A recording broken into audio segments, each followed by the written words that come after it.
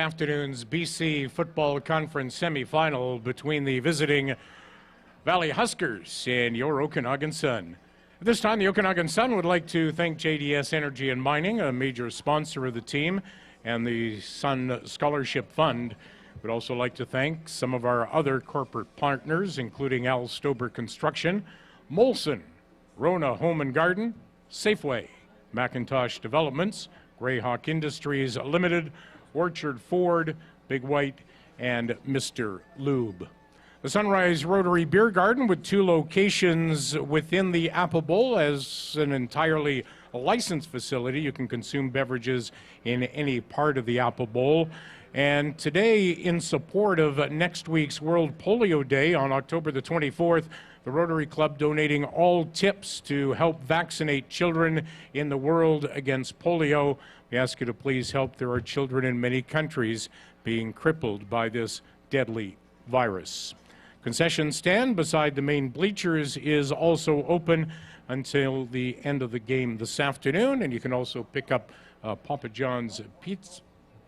Sorry, I guess you can't do that today. Sure to pick up your 50-50 tickets. Our draws being made at the start of the 4th quarter this afternoon.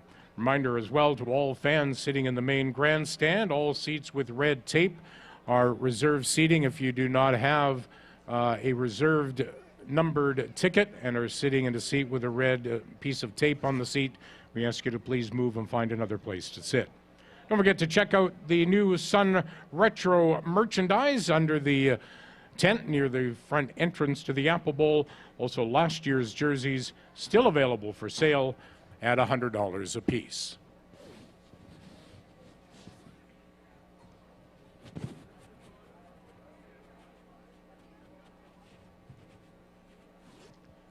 Ladies and gentlemen, at this time, we would like to welcome to the field the visitors this afternoon, the Valley Huskers.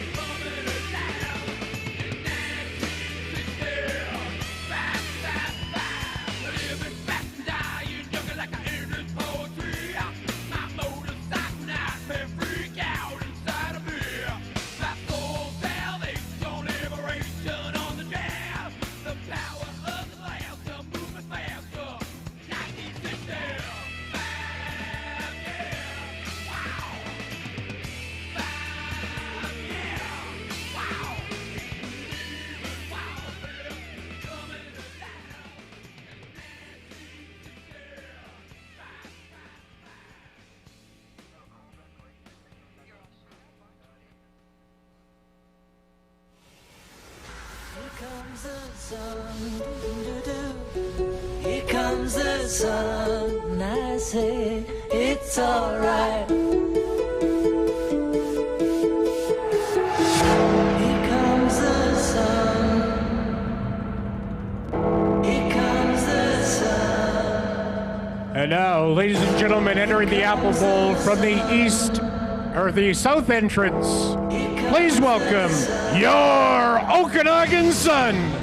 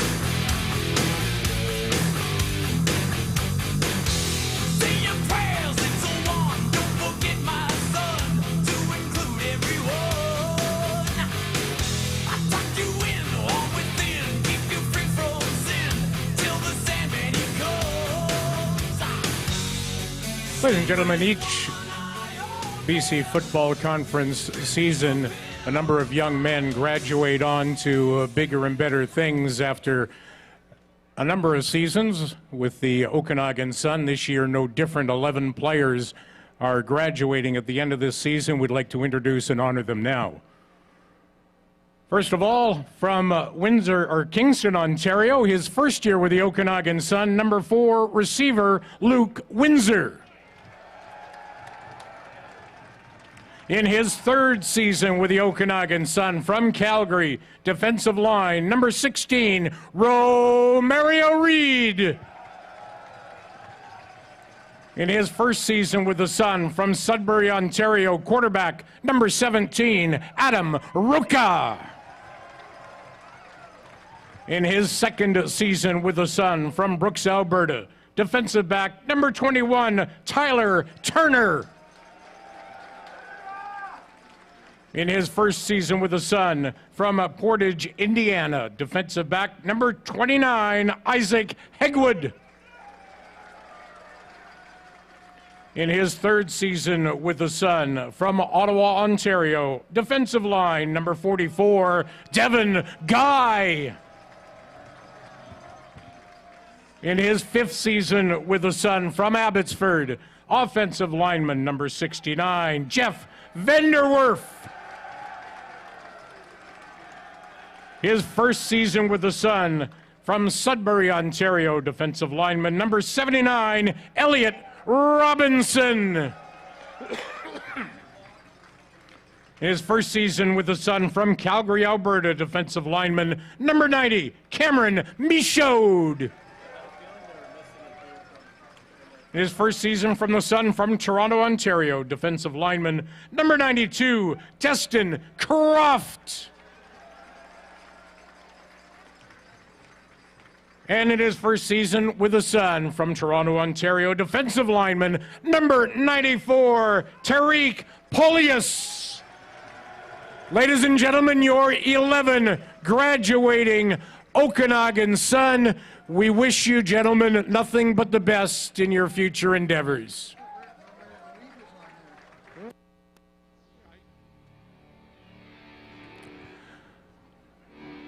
The officials for this afternoon's game, your referee is Heath Edelston, the umpire Ed Jarrick, the down judge is Tracy Paluzzi, the line judge Brad Dutchin, the side judge is Bill Reynolds, the back judge Mark Hetherington, and the field judge is Nigel Bushy.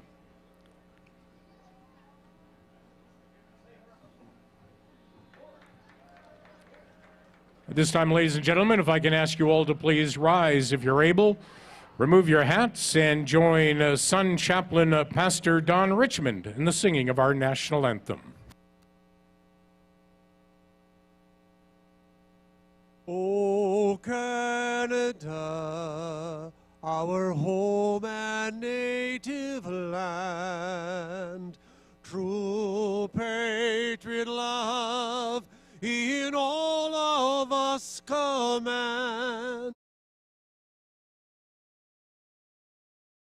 See thee rise, the true north, strong and free, from far and wide, O Canada, we stand on guard for thee.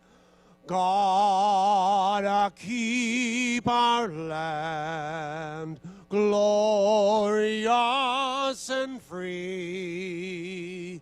O Canada, we stand on guard for thee. O Canada, we stand on guard for thee.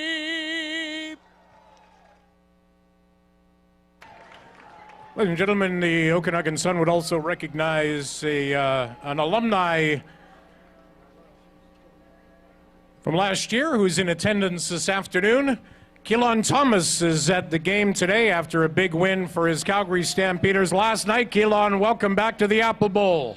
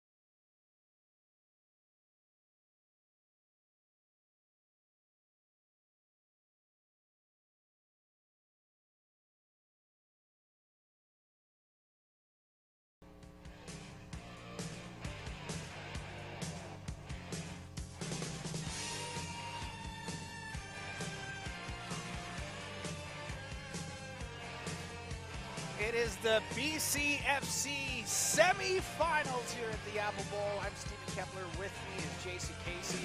The Okanagan Sun looking to defend their national championship, and it gets started right here in Kelowna, taking on the Valley Huskers. This will be the third meeting between the two teams, and the Sun have won every single meeting between the two. Hey, it's just about to be kickoff, and it looks like the Huskers deferred to the second half, and the Sun will be returning.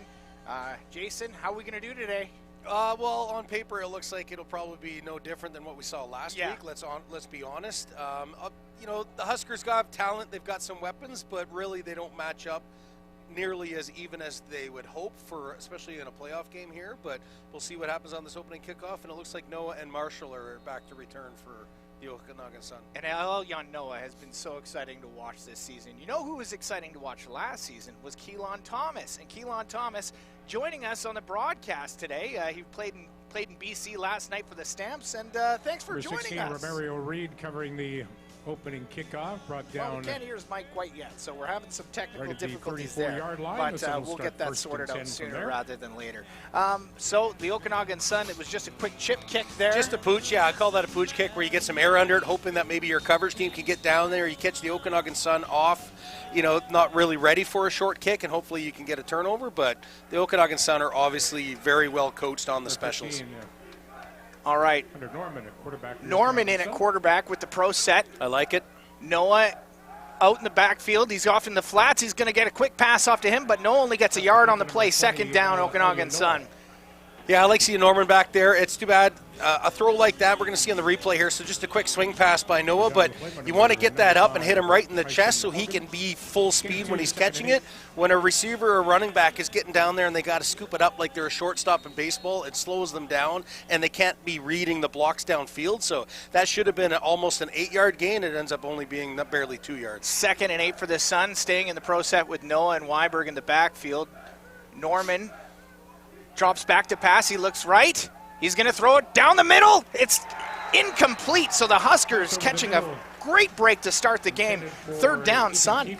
Yeah, a nice pass over the middle. I like that. So the Huskers are dropping into zone coverage there. Not much pressure. So Hunter's got enough time to make his reads going outside in. Something like that, though, if you get that ball down, his receiver can sit down in that zone, right? Receivers want to look for those pockets in between those zones of the linebackers, and then the free safety was just able to come up because it was a high ball and knock that ball out. Now here's a name we haven't said all season, really. Grady Hay back to punt this one.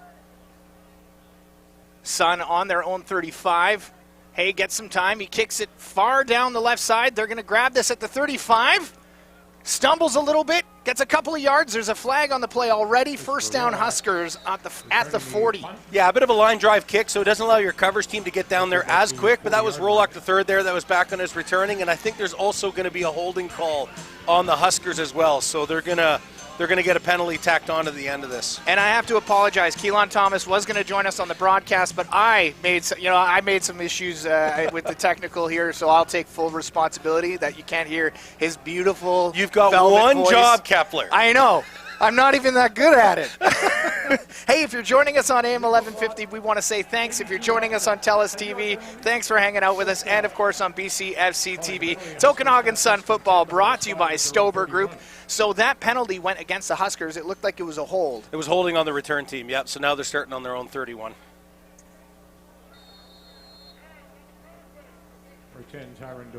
Duval in a QB. He's going to look to pass to the flats. It's caught, and it's going to be another throw. They're going to throw deep, and that's batted down, incomplete. They initially had it, so Mora did get in behind that coverage. It's not a terrible call in the first play when you need to make something happen against the defending champs and you're on the road. I like it. It's just you're getting someone who's not a regular QB to try and throw the #1 defensive back in the conference, let alone the country. Peyton Lake actually had an arm on him. But you're going against Jordan, and Jordan's the most disciplined guy. And he's got 8 picks this season for a reason. And quite honestly, he probably could have picked that. He's going to see a replay of that and think, I had enough time to pick it off, but he was just thinking, I don't want to get beat on the first play Yeah. for a quick 6. So, yeah, I don't hate the play call. It just obviously wasn't executed as much as the Huskers were hoping. Yeah. But that's textbook defensive back play by Jordan. A trick play to open up the game for the Valley Huskers. A bit of a We're going to gutsy probably play, see a lot. but they lot got of to throw their backs everything today. they have at this Yeah. Okanagan Sun defense. Yeah, they're trying for an upset. Absolutely. Oh, that's tough. So they're going to be pushed back again. Looks like that was what was that, Jason? I missed the call. I didn't see. I was gabbing about that play, so I didn't see what they were calling on that, unfortunately. Apologies. So that'll make it 1st and 20. So Yeah. they get pushed back on the play. Duval staying in. Considering it's 10-yard penalty, I'm going to guess it was just holding, so, yeah. 1st and 20 following the In the shotgun. Duval drops back. He's going to throw it right up the middle. That's caught. They get a few yards on the play, and they're just shy of the first down, but a great grab. Robertson. That TJ Robertson. And that, again, is what you want your receivers to see. So, again, we're going to see a zone in the defense. You tell your receivers, find those pockets and sit down. He was behind the linebackers, but still in front of that safety. So that's a huge amount of yardage on a 1st and 20 to pick up almost 19 yards.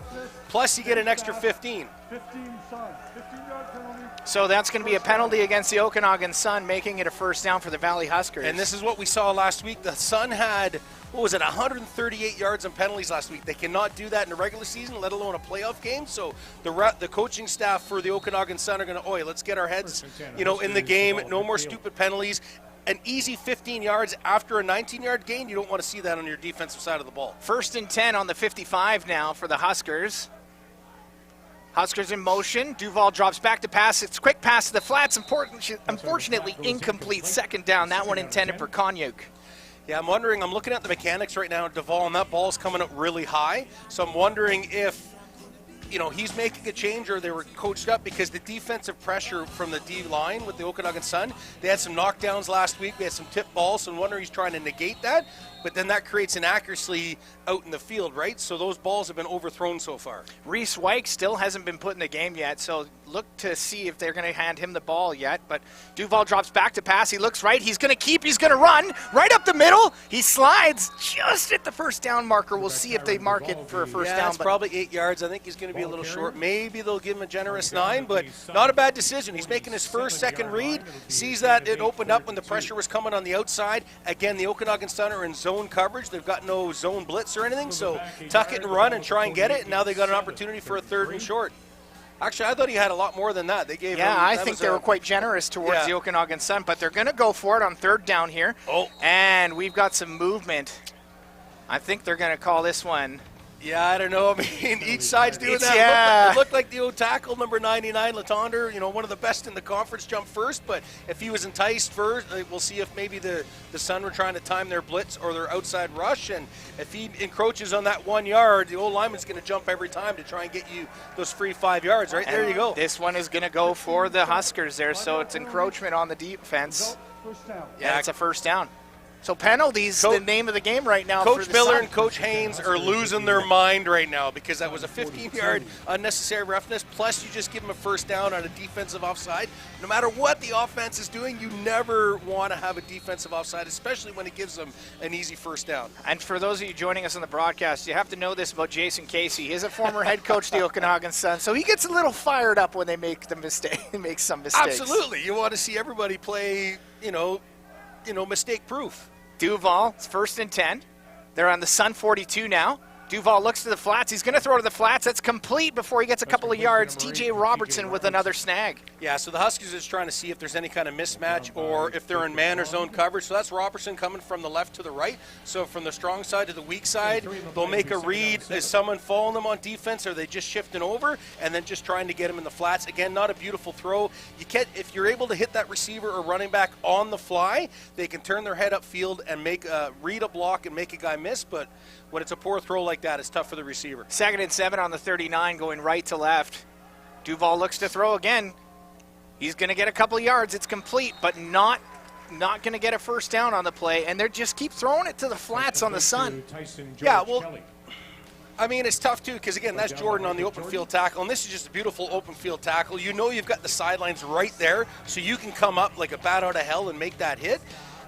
I don't know if they're trying to see, are the Okanagan Sun running some cuts in their zone coverage where their corner is playing flats instead of the halfback, and they're testing to see if maybe they could do a pump and go, like a hook and go to try and catch them napping. But again, as we say all season, offense, defense, and special teams, if the Okanagan Sun are one thing, it's that they're well coached and prepared. So third down for the Huskers, electing to punt. Wyke is going to punt this one again. Kiefer back to receive. Oh, and Halliburton grabs it, takes it up to the 30 before he's goes out of bounds. And that's a good formation as a return team for the Okanagan Sun. You tell your front 10 to watch that fake, the way the Huskers kick this little quick onside chip kick, but then you have a short returner on that chip kick, plus a deep guy in case they try and catch a nap and still pound it. But the Huskers tried this every time last week. They're going to obviously keep kicking this way as well, but the Sun just have to be key. Secure the ball knowing it's going to be a short kick, but don't give up a fake. 1st and 10 on the 32. Weiberg, the lone back. They're going to give it to Weiberg. He runs off tackle. He's taken down, and there is a flag on the play. I wonder what they're going to call that one with. I'm wondering if there was movement with the defensive line there. Yeah, I didn't see if anybody jumped into the neutral zone there, but that's Ofusuhene there that came up. Now, I'd be interested to see how this progresses for the game. Oh, that sucks for the Huskers because that was a great defensive play and call. So what my point, what I was going to make is, was that a blitz by the linebacker coming up, or is he told to spy Noah? Say, if you think that kid's getting the ball, I want you to blitz every time and tackle him whether he's got the ball or not, which isn't a bad defensive play for the Huskers. So it's 1st and 5 now for the Okanagan Sun on the 37. Norman's going to play action. He's going to throw it deep left. Incomplete. Plenty of jerseys there fighting for that ball. Playing good football there, though, by the DBs. Yeah, it's tough. I think he had a step on the outside. I think that might have been Windsor as the outside receiver out there. Just didn't get enough ball on it. You're throwing from the right hash mark to the left side of the field. That's a lot of distance to cover in the Canadian field, so just didn't have enough on there. Windsor did have a step, but when the ball is short and hanging up like that, it allows the corner and the free safety in that cover 3 to adjust and able to make a play. I mean, a knockdown's better than a pick, but we'll see if Norman goes back to the short game. 2nd and 5. Weiberg with Norman in the backfield. There's a flag on the play immediately, and they called that one dead. So I think we're going to see a false start. Yeah, that should be against the Sun there. It did look like they came out of their stance way too early. We do have former Sun football player Keelan Thomas here in the broadcast booth today. Keelan, I know we don't have a mic for him, but yeah, let's toss the mic on now. Keelan, now that you've played almost a full season in the CFL, are you noticing many differences between the junior game and the pro game? 100%. Like honestly, just the speed of the game, the physicality, everything from junior to CFL is a huge difference. And honestly, like I really adapted to it in a few weeks I've been playing with the Stampeders, and I'm happy I really did good with them. Norman's going to throw this one deep before it's incomplete. Oh, man, so that makes it 2nd down for the Sun, 2nd and 10, 9:19 left in the first quarter. So you were in BC, you were in Vancouver last night. You finally, you really worked your way up the ranks with the Stampeders. How's it felt to play at your first pro season? Honestly, it's just a blessing, honestly. I just started from where we are right now at the Apple Bowl for 2 seasons, 2021, 2022, and just developing to the person I am today and player I am. It's a blessing and an honor just to be playing in a pro level 100%, so I'm just grateful. Norman drops back to throw. He looks left. Throws it right up the middle. It's caught. 1st down, Sun. The middle is complete. That one, Kiefer again. Number 11. All right, well, Keelan, we'll talk to you more at halftime, but just thanks for coming and hanging out with us. And you know what? I hope to talk to you about your season more at halftime. So if you want to join us on AM 1150, please do. And you know what? Come on down to the Apple Bowl. There's still time to get down here. So Keelan, thanks a lot. Thank you for having me. So it's 1st and 10 for the Sun after the completion. Weiberg with Norman. Norman's going to hand this off to Weiberg. Weiberg has room to run. He goes on the outside. He's got the 1st down. 12-yard run for Weiberg. Typical Weiberg run that we've seen all season. He hits that line of scrimmage, full speed, and is able to read his blocks. He's got that little seam coming up, and then he's reading the block on the wide receiver there as well. Doesn't need to go to the sidelines. He's baiting that defensive back to stay out there, and then cuts right outside the hip of his blocking receiver, which we know the Okanagan Sun are so good at, is those receivers blocking downfield. 1st and 10. Looks like Noah's in the backfield. They give it to Noah. Noah runs right up the middle. Boy, he's made of iron. Gets about 4 yards on the play. 2nd down, Sun. Yeah, it's a tough 4 yards for Noah, as probably 9 Huskers were in on that tackle, and that's not unexpected to see for a Huskers game plan. Noah, in the 3 games he's played, he's a top 9 rusher already. He's averaging over 10 yards a carry, so of course as a defense you're like, if we're going to get beat by anybody, it's not by Noah. Well, so, they're going to be keying on him all day long. He's going to stay in behind Norman as well. But he's not the only weapon the Sun have as well. Exactly. So. 2nd and 6. Norman drops back to pass. Throws it left. Ooh, incomplete. Keeper's going to want that one back. It kind of bounced in and out of his hands. 3rd down, Sun. Yeah, and good pressure by, we're going to see 2 blitzing linebacker here by the Huskers, and good pickup. The O-line pick up the 5, and then with Clausen, the all-star linebacker for Huskers coming up, that's Noah stepping up in the gap. And yep. When you see a running back that's not afraid to step up and hit a linebacker in the chin like that, that's a beautiful thing to see to help your passing game. It takes Noah out of being a receiver, but when he sees that blitz, and what we've seen all season with the Sun is they're able to pass into where those blitzing come and get the 1st down, which unfortunately they didn't complete on this. Grady Hay back to punt. And it looks like Rolak's back to return this one. I could be wrong. Could be Reed. Yep. Yeah, Rolak is back to return this one. He's at the 4. He's going to go outside. He's got a little bit of room to run before he spins, and he's taken down at the 11-yard line. So the Huskers pin deep for this next series. Yeah, that's a nice kick off of a high snap. That ball was coming pretty hot back to for the punter, but to pin a guy in between his hash marks and numbers on the 3 or 4 yard line and spread out your coverage like that, I think Rolak thought, oh, I can get to the wide side of the field, but we see the Sun's speed close so quick, and he ends up getting a 6-yard return when he was probably hoping for at least 20. 1st and 10. They're on their own 12. Duval in the pro set. Sorry, 1 single back, actually. That's Reese Wyke with him. He drops back. Incomplete. 2nd and 10. Yeah, good pressure by the Sun there as well. We got a blitz pressure coming up and just forcing Duval to make his read way too quick. That, whether he thought his receiver was going to hook up and break to the outside or just it was inaccurate because of the pressure, the ball was nowhere near where it was intended. And why not, right? When you've got, the Husker offense with the shadow of the goalpost right at their back, put that pressure right away, put pressure on them to make a play or make a 1st down on that play, and then now they got 2nd and long inside, but their own 11 or 12 yard line. 2nd and 2 on their own 12, going right to left. We're in the 1st quarter, 6 minutes to go.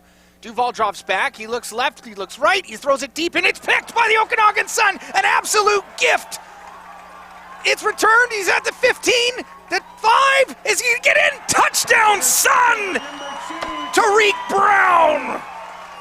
I think I might have said this last week on one of the picks that the Huskers threw. I don't think we see an easier pick. So this is just cover 3. We got a little bit of pressure with the linebacker walking up here. They're going to play zone in behind it. So you send a blitz and then zone behind it. And yeah, no one home in a white jersey, but you got Brown just sitting there. It's pretty much a center fielder with a pop fly is what that looked like. He gifted him that, unfortunately. I did not think he'd be able to score on that because the ball was in the air so long. I thought the offense would have had a chance to react and try and at least tackle, but yeah. Great blocking by the defense right 100%. there. Fire. You see that. You got the speed and athleticism of this Okanagan Sun defense. They know how to pick guys up, and beauty return by Brown. All right, it's 7-0 Okanagan Sun after the kick is good. We're going to take a 1-minute timeout here. It's 5 minutes and 52 seconds left in the 1st quarter. Okanagan Sun leads 7-0. It's Okanagan Sun football for CS Printmaster. Broken glass? No problem. Go see Tim at Kelowna Glass. Hi, I'm Tim. Come see us for all your glass needs. Kelowna Glass specializes in repair and replacement of auto, residential, and commercial glass. Kelowna Glass, Kelowna's #1 choice for auto glass. Come and see us on the corner of Hunter and Enterprise.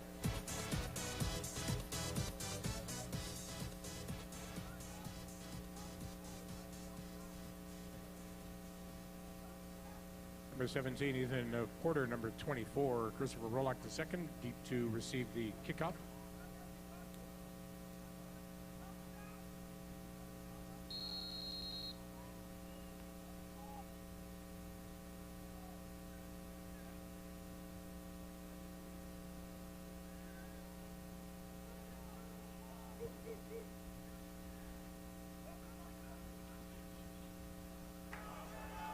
Huskers back to return this. There's Porter. Number 17, Ethan Porter, returning the kit. Hit hard, brought down at about the 33-yard line. It'll be 1st and 10 for the Huskers from there. Making the 34. All right, after the return for a touchdown by Tarut Brown, the Okanagan Sun lead 7-0. And the hardest part about giving up a pick six for an offense is getting right back out there, isn't it, Jason? It can be. Yeah, I mean, it depends on what you're able to do and think, okay, that's done now. Let's just get our next series. We still have our game plan. We still have plays that we want to execute against this Sun defense. Let's get back in that groove and see if we can't get something going this drive. Duval hands it off to White. White goes right up the gut before he's swallowed up by our D-line. 2nd down. Reese White, the ball carrier. Yeah, we had Halsey there, number 82, coming across the formation from the strong side to the weak side there, but there's no tenacity there, right? Like, if you're going to have... Well, Romario Reed got right through. No, I know, but still, like, he's not a small kid, right? So when you got Halsey coming across, that's a big slot back / tight end coming across that. When you've got an O-line and that receiver coming across, you need to smack someone in the mouth on defense if you're going to intimidate them, and that's not happening. Duval looks to pass. That's incomplete. That one intended for Steve Konyuk, and that makes it 3rd down for the Huskers, and they're going to send out their punt team right away. Yeah, the Sun pressure, whether they're showing blitz and then backing out or showing zone blitz coming off the edge or just the 4 studs at D-line getting in their pressure. Duval is rushing his reads and his throws, and he's been so far in the majority of this first quarter, he's been inaccurate. What I think the Huskers should start doing is start doing rollouts. Quick little play action pass, get Duval outside the pocket, and you can either just do a little 5 or 7 yard dump in the flats or run for as much yards to the sidelines. But he's got to get out of that pocket. Ooh, and it's almost a botched punt, but they get away. Kiefer back to return this one. He gets it at the 55. He's almost at the 50. He's running outside. Numbers. And he's taken down just past the 50-yard line. So the Okanagan Sun start in Huskers territory. Yeah, good containment there by Harrington, because this could have, all Kiefer needed was that one block coming off the edge there, and he just couldn't get outside. So Harrington really saved a bigger return on that for the Huskers. So that'll make it 1st and 10 for the Okanagan Sun. 4.5 left in the first quarter. Norman staying in at QB. This is actually, I think it's the first game that Norman has actually started. Officially, I believe so. Started, yeah. Yep. But he's been a great player for this Okanagan Sun team. They're staying in the pro set. They're going to hand this off to Noah. Noah goes on the outside. He's taken down after getting only 3 yards on the play. Yeah, again, I like the adjustments that the Huskers are doing on defense, because we've seen this play throughout the season, especially last week. So you've got Weiberg as the fullback, and you just give us, so you've got numbers because you've got your quad receivers to the strong side, wide side of the field. You got one receiver to the weak side. You get him to clear. Weiberg tries to seal that defensive end and chip to the linebacker, and then Noah just makes guys miss in behind. So to have that as only a 2 or 3 yard gain, that's a victory for the Huskers. They're going to give it back to Noah. Noah runs outside before he's swallowed up by this Huskers defense. So they're really keying on Noah. Noah getting a little frustrated as well.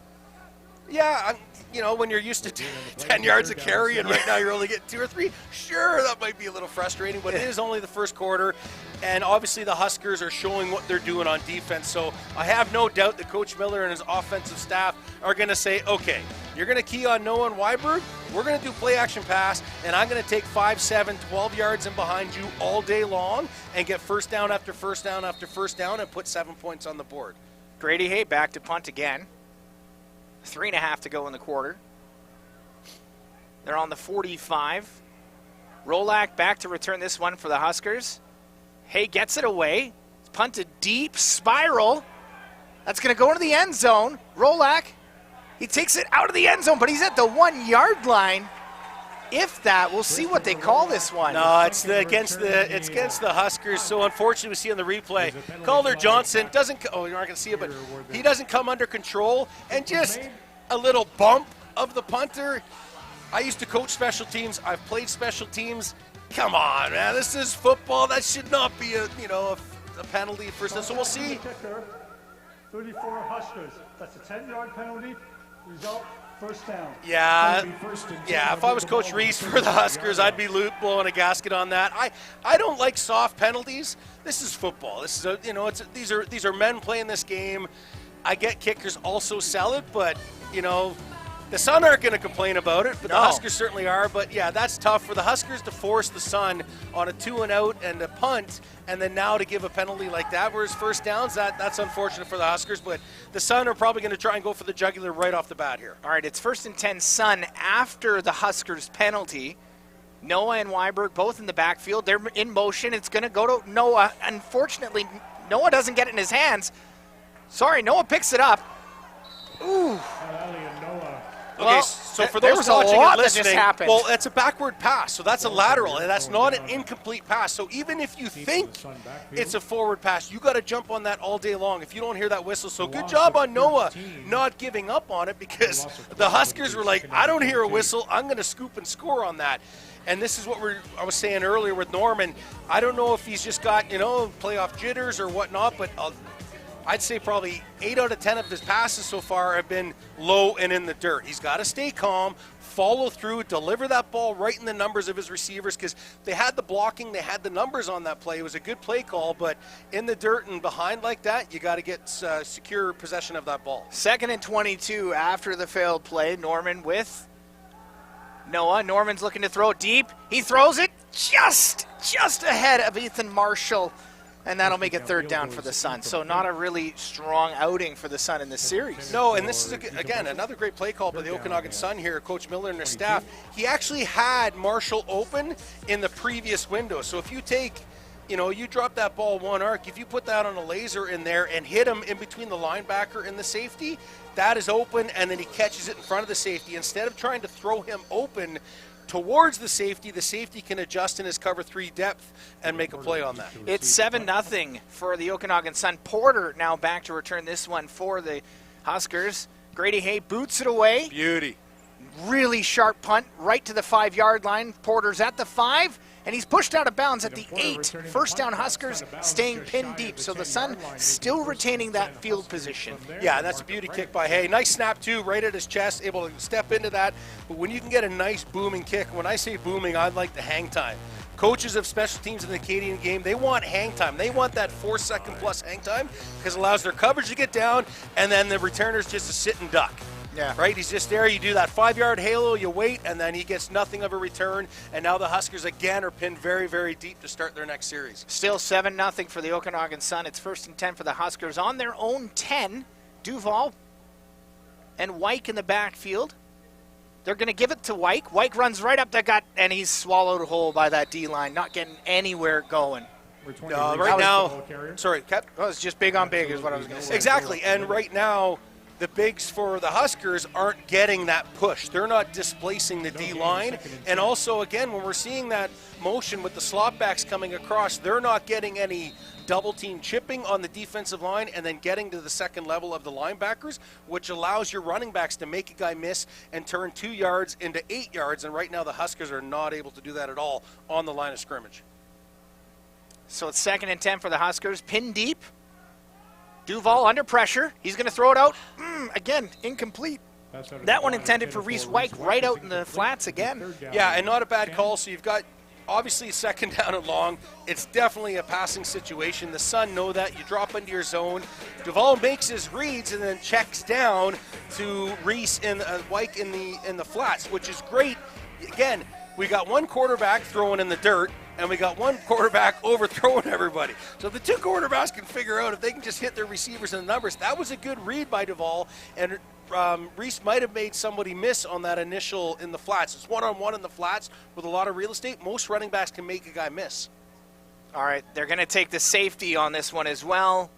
Dropping back to the end zone, and that's 2 points for the Okanagan Sun. Probably the right play for the Huskers just to get that field position. Absolutely, right? They're spinning their wheels right now. They're not gaining any momentum on the offense, so try and regain the field position, even though you're giving up 2 points and the ball to the Sun. See if you can't pin them deep again, and they start at their own 20, 25, 30-yard line, as opposed to maybe your 45.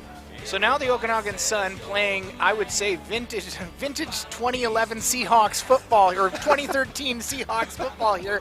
The defense has 8 points with Liam Atwood with that 1 point. So I love seeing a good defense play. As a former defensive player and coach, I love when the defense can put points on the board. Absolutely. You say, offense, get on my back. We're going to ride into the championship. I love that kind of football. Coach Miller and the offensive staff, no, they want to see things going. They've got a game plan. They need Hunter to get going. They need the receiving and running game to get going. They've got to start progressing in the rest of this game. Norman with Weiberg in the backfield. 1st and 10 for the Sun. Norman looks left to throw. It's a quick screen pass. Completed. Doesn't get past the line of scrimmage, unfortunately for Ethan Marshall.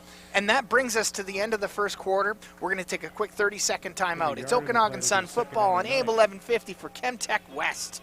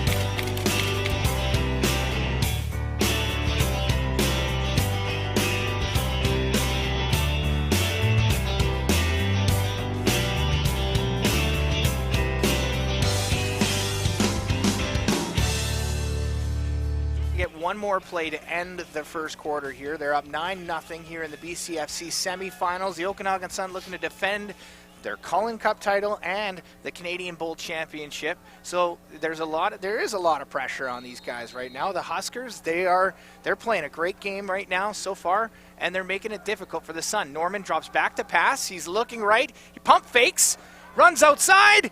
He's going to throw that one out of bounds. And it's 3rd down Sun.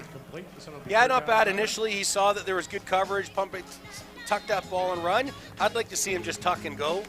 You know, make somebody miss, cut up, and just slide and get something out of nothing when you've got 2nd and long like that. But for a young quarterback, it's easy for me to say up here, right? Yeah. You don't have big defensive linemen bearing down on you when I can see from up here, the eyes in the sky. But it'd be nice to, Coach Gambora's trying to say, hey, stay calm in the pocket. If your 1st or 2nd read's not there, get out of there and just see if you can't run to the sidelines or just throw it away. Don't try and force a pass to the sidelines, especially when you see a lot of good white jersey coverage, and don't make any mistakes early in this game. We got Keelan Thomas here in the booth, former defensive lineman for the Okanagan Sun, now playing for the Stampeders. And I'm just thinking, since he's sitting next to me, if he was coming at me with a football, I'd probably turtle. So just be a little bit, I don't think Absolutely. so.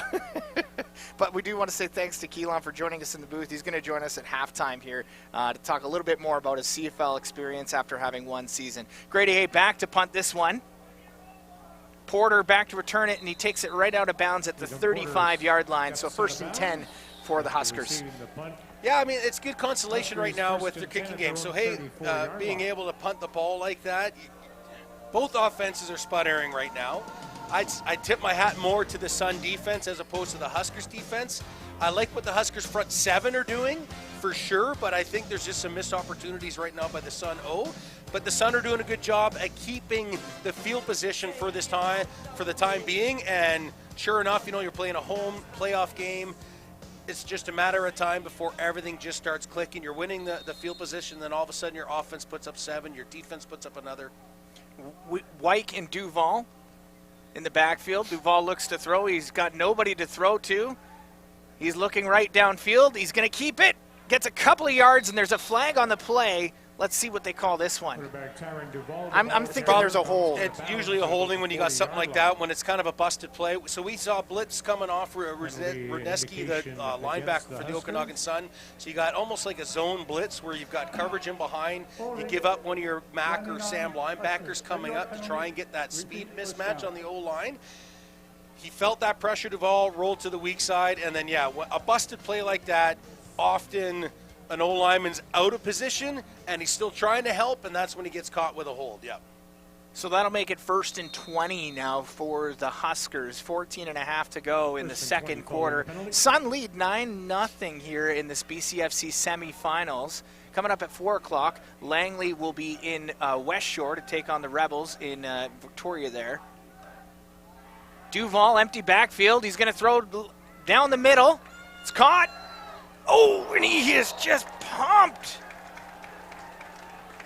So that was Rodriguez on the catch, and I like that. So we had empty sets, so 4 receivers to the wide side, 2 to the weak side. The Okanagan Sun are in zone, so you get the number 3 and 4 receiver clearing. One's going downtown, and then Rodriguez is that number 2 receiver on that deep end. I like the read by Duval, good catch by Rodriguez, but coming across a zone coverage like that, you just got to stop and turn north-south. Going east-west is just going to get you tackled. 2nd and 6.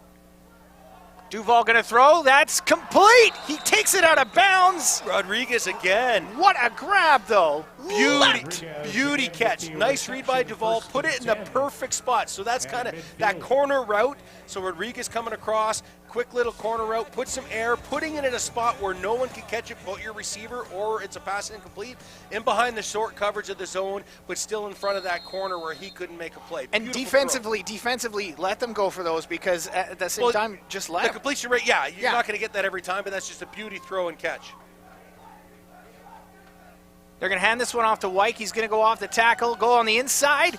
He's going to get 4 yards on the play, but he got hit by quite a few Sun players on that play. Yeah, and we say this about Noah as well. Wyke is a great, strong runner. These running backs, they got strong legs and strong cores. Coming in to have a kill shot like that, more often than not, it's going to happen just like what we just saw. You're going to bounce off those powerful running backs because they're so good at keeping their balance. They can take that first big shot and keep moving, so he got an extra 3 or 4 yards off of that.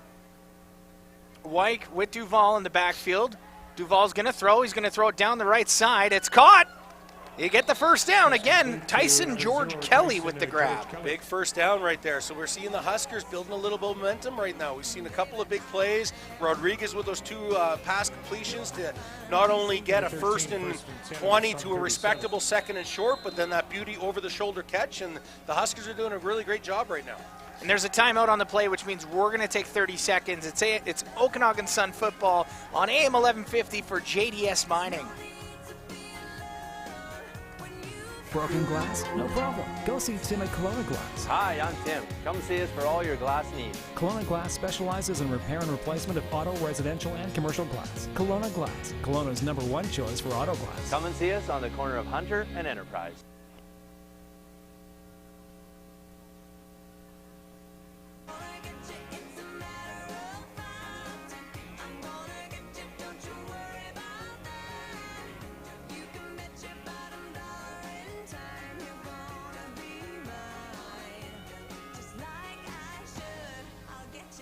And we're back on AM 1150. The Okanagan Sun lead the Huskers 9-0 with 12:28 to go in the second quarter. It's been a defensive game, but the Huskers are driving and they're putting together some big plays. It's just a game of attrition right now with them, and we'll see how they do. Play is back to resume. Duval back to throw, or back with Wyke. He's going to give it to Wyke. Wyke's going to run right up the middle, and he's stuffed by that defensive line. 2nd down.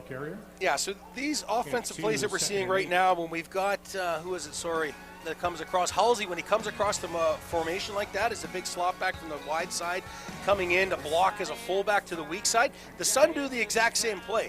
The Sun are much more effective at it because their slot backs hit that line of scrimmage like a batter to hell. They don't care if they're undersized against a defensive end or a linebacker, and they pop those guys in the mouth, and the Huskers aren't doing that. 10-yard penalty, down is 2. That's tough. That was interesting because it was a late. Following the penalty. So now it's going to be 2nd and 20 or 2nd and 18 for the Huskers here.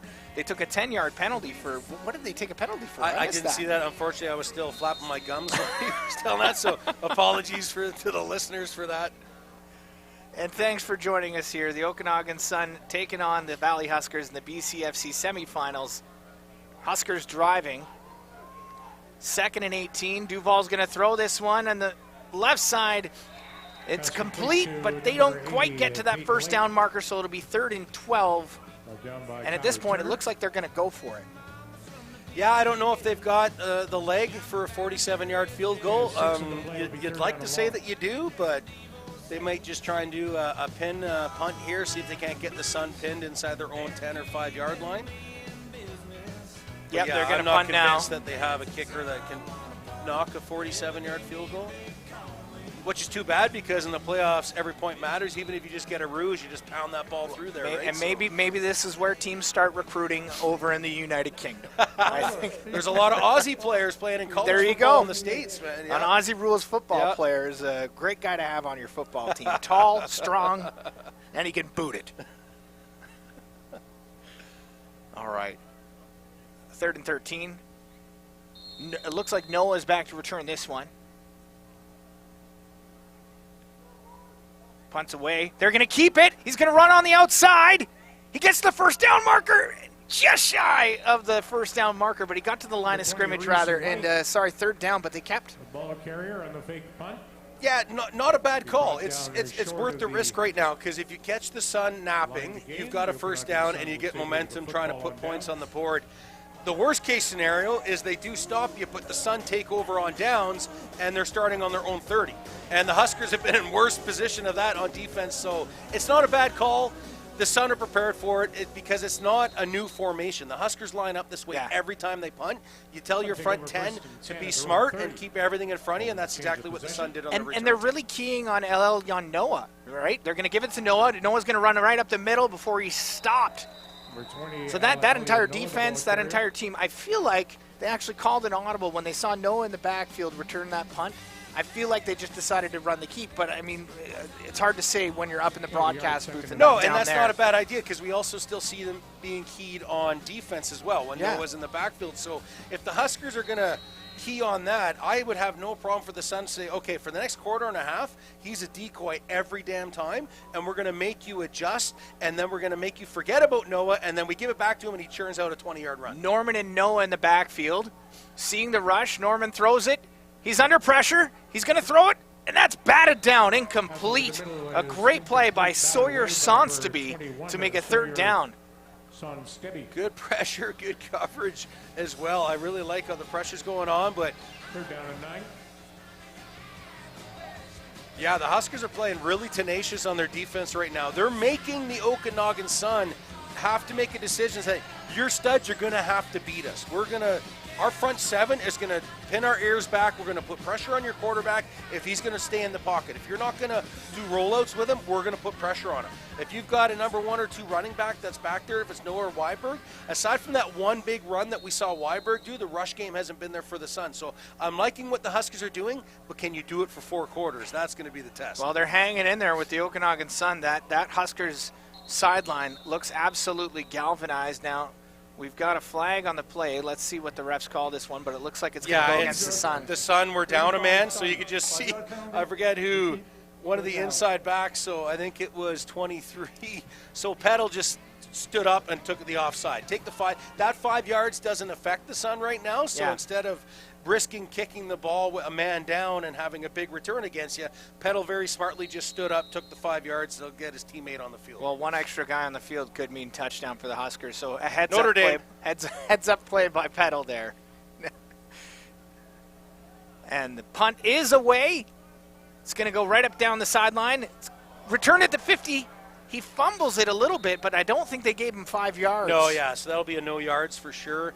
It was a bit of a line drive, right? So it didn't have the distance and hang time that we saw in the previous 2 punts. So the coverage team coming down were just out of position a little bit when it was coming down like a rocket like that. And it's tough. I love the Canadian game for that. I don't like fair catches. I'd like to see every single punt fielded and had to be returned. But sometimes, guys, you lose where the ball is. You don't hear right, short when you're running down the field. And just when you break down and try and secure on your block and then the returner's right there, it's an easy, it's only a 5-yard penalty, but still it's a penalty where the returner gets that extra yardage. All right, 1st and 10 for the Huskers. They're basically at the 55-yard line.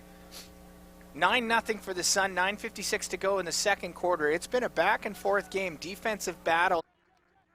Bowl. They're going to give this to Wyke. Wyke runs up the gut. He gets about 9 yards on the play. So Wyke seeing some gains now. We've seen probably, that's about 3 runs where he's seen get him at least 6 or 7 yards on that, and I like the quick play action pass off it as well. Quick little hand off to White, and then a quick fake throw to the flats when it was Cognac coming across the formation into the flats like that, possibly setting up for some play action pass. 2nd and 3.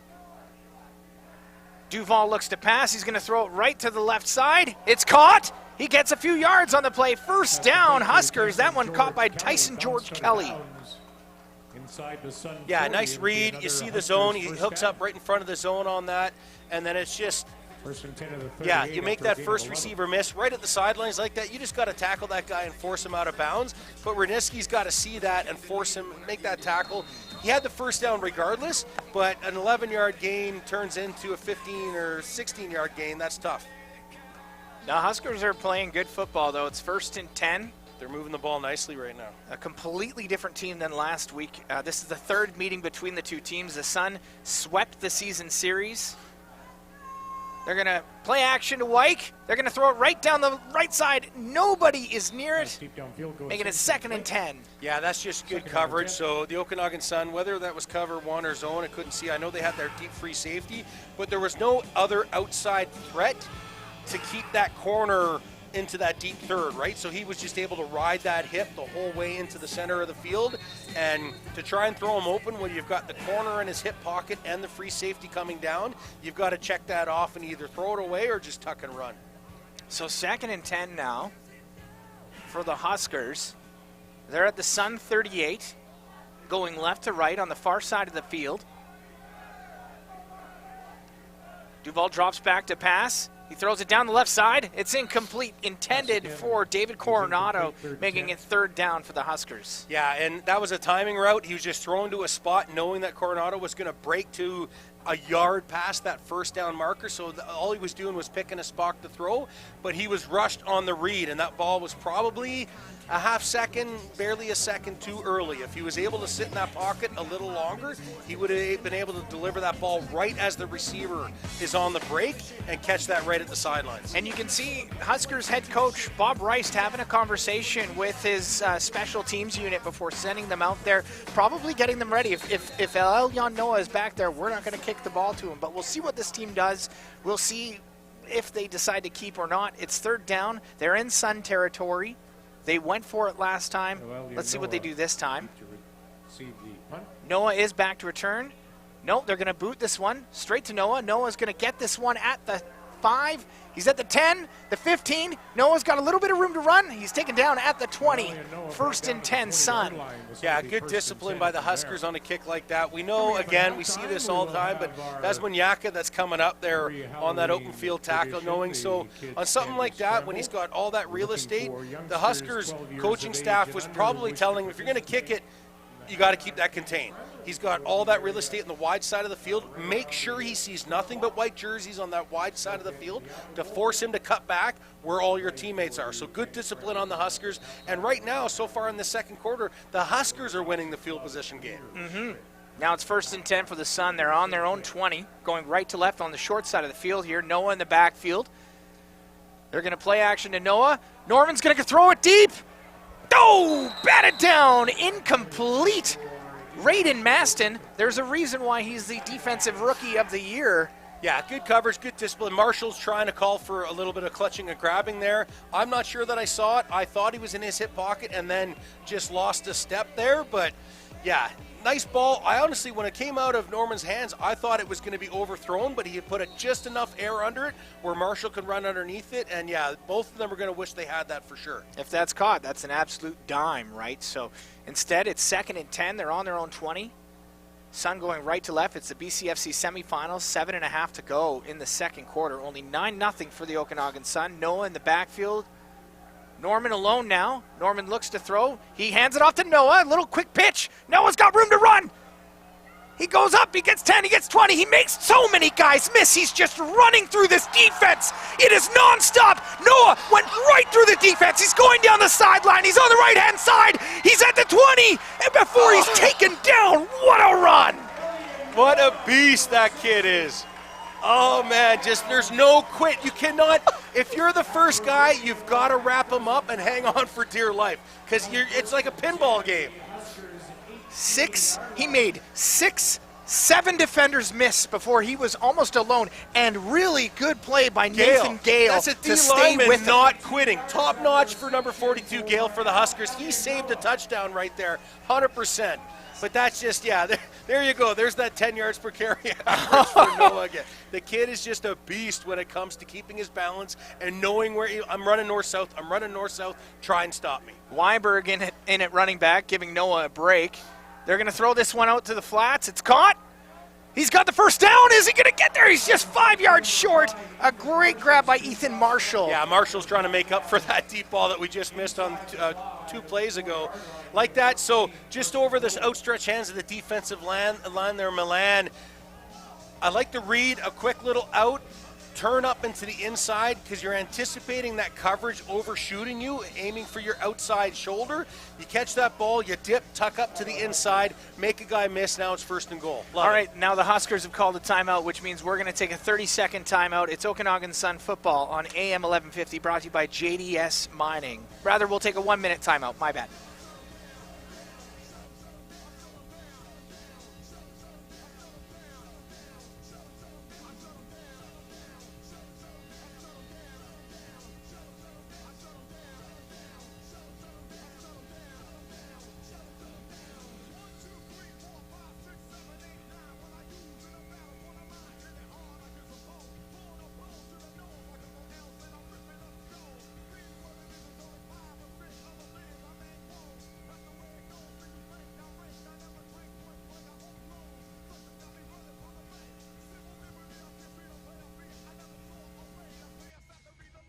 Ladies and gentlemen, once again, don't forget that the Kelowna Sunrise Rotary members are serving beverages at our 2 beverage tents. Give you a little bit more information after the play.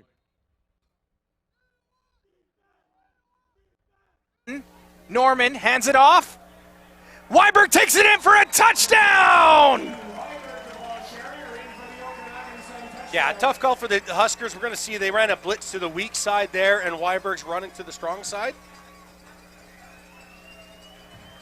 The Okanagan Sun just scored with a quick 5-yard touchdown run from Aiden Weiberg to make it 15-0 now. 5:46 left in the half. Jason, what'd you see there? Yeah, so the Huskers are blitzing to the weak side, and it's just big on big because it's single back formation. Weiberg's strength and speed, he's fresh-legged. Get him back there, and you're running away from there where that blitz is coming, and he's able to dive across the goal line. So 5:46 to go after the extra point. It's 16-0 for the Okanagan Sun. We're going to take another 30-second timeout. It's Okanagan Sun football on AM 1150 for Chemtech West. Sunrise Rotary members serving the 2 beverage tents today in support of next week's World Polio Day on October the 24th. Rotary Club is donating all tips to help vaccinate children in the world against polio. So please help.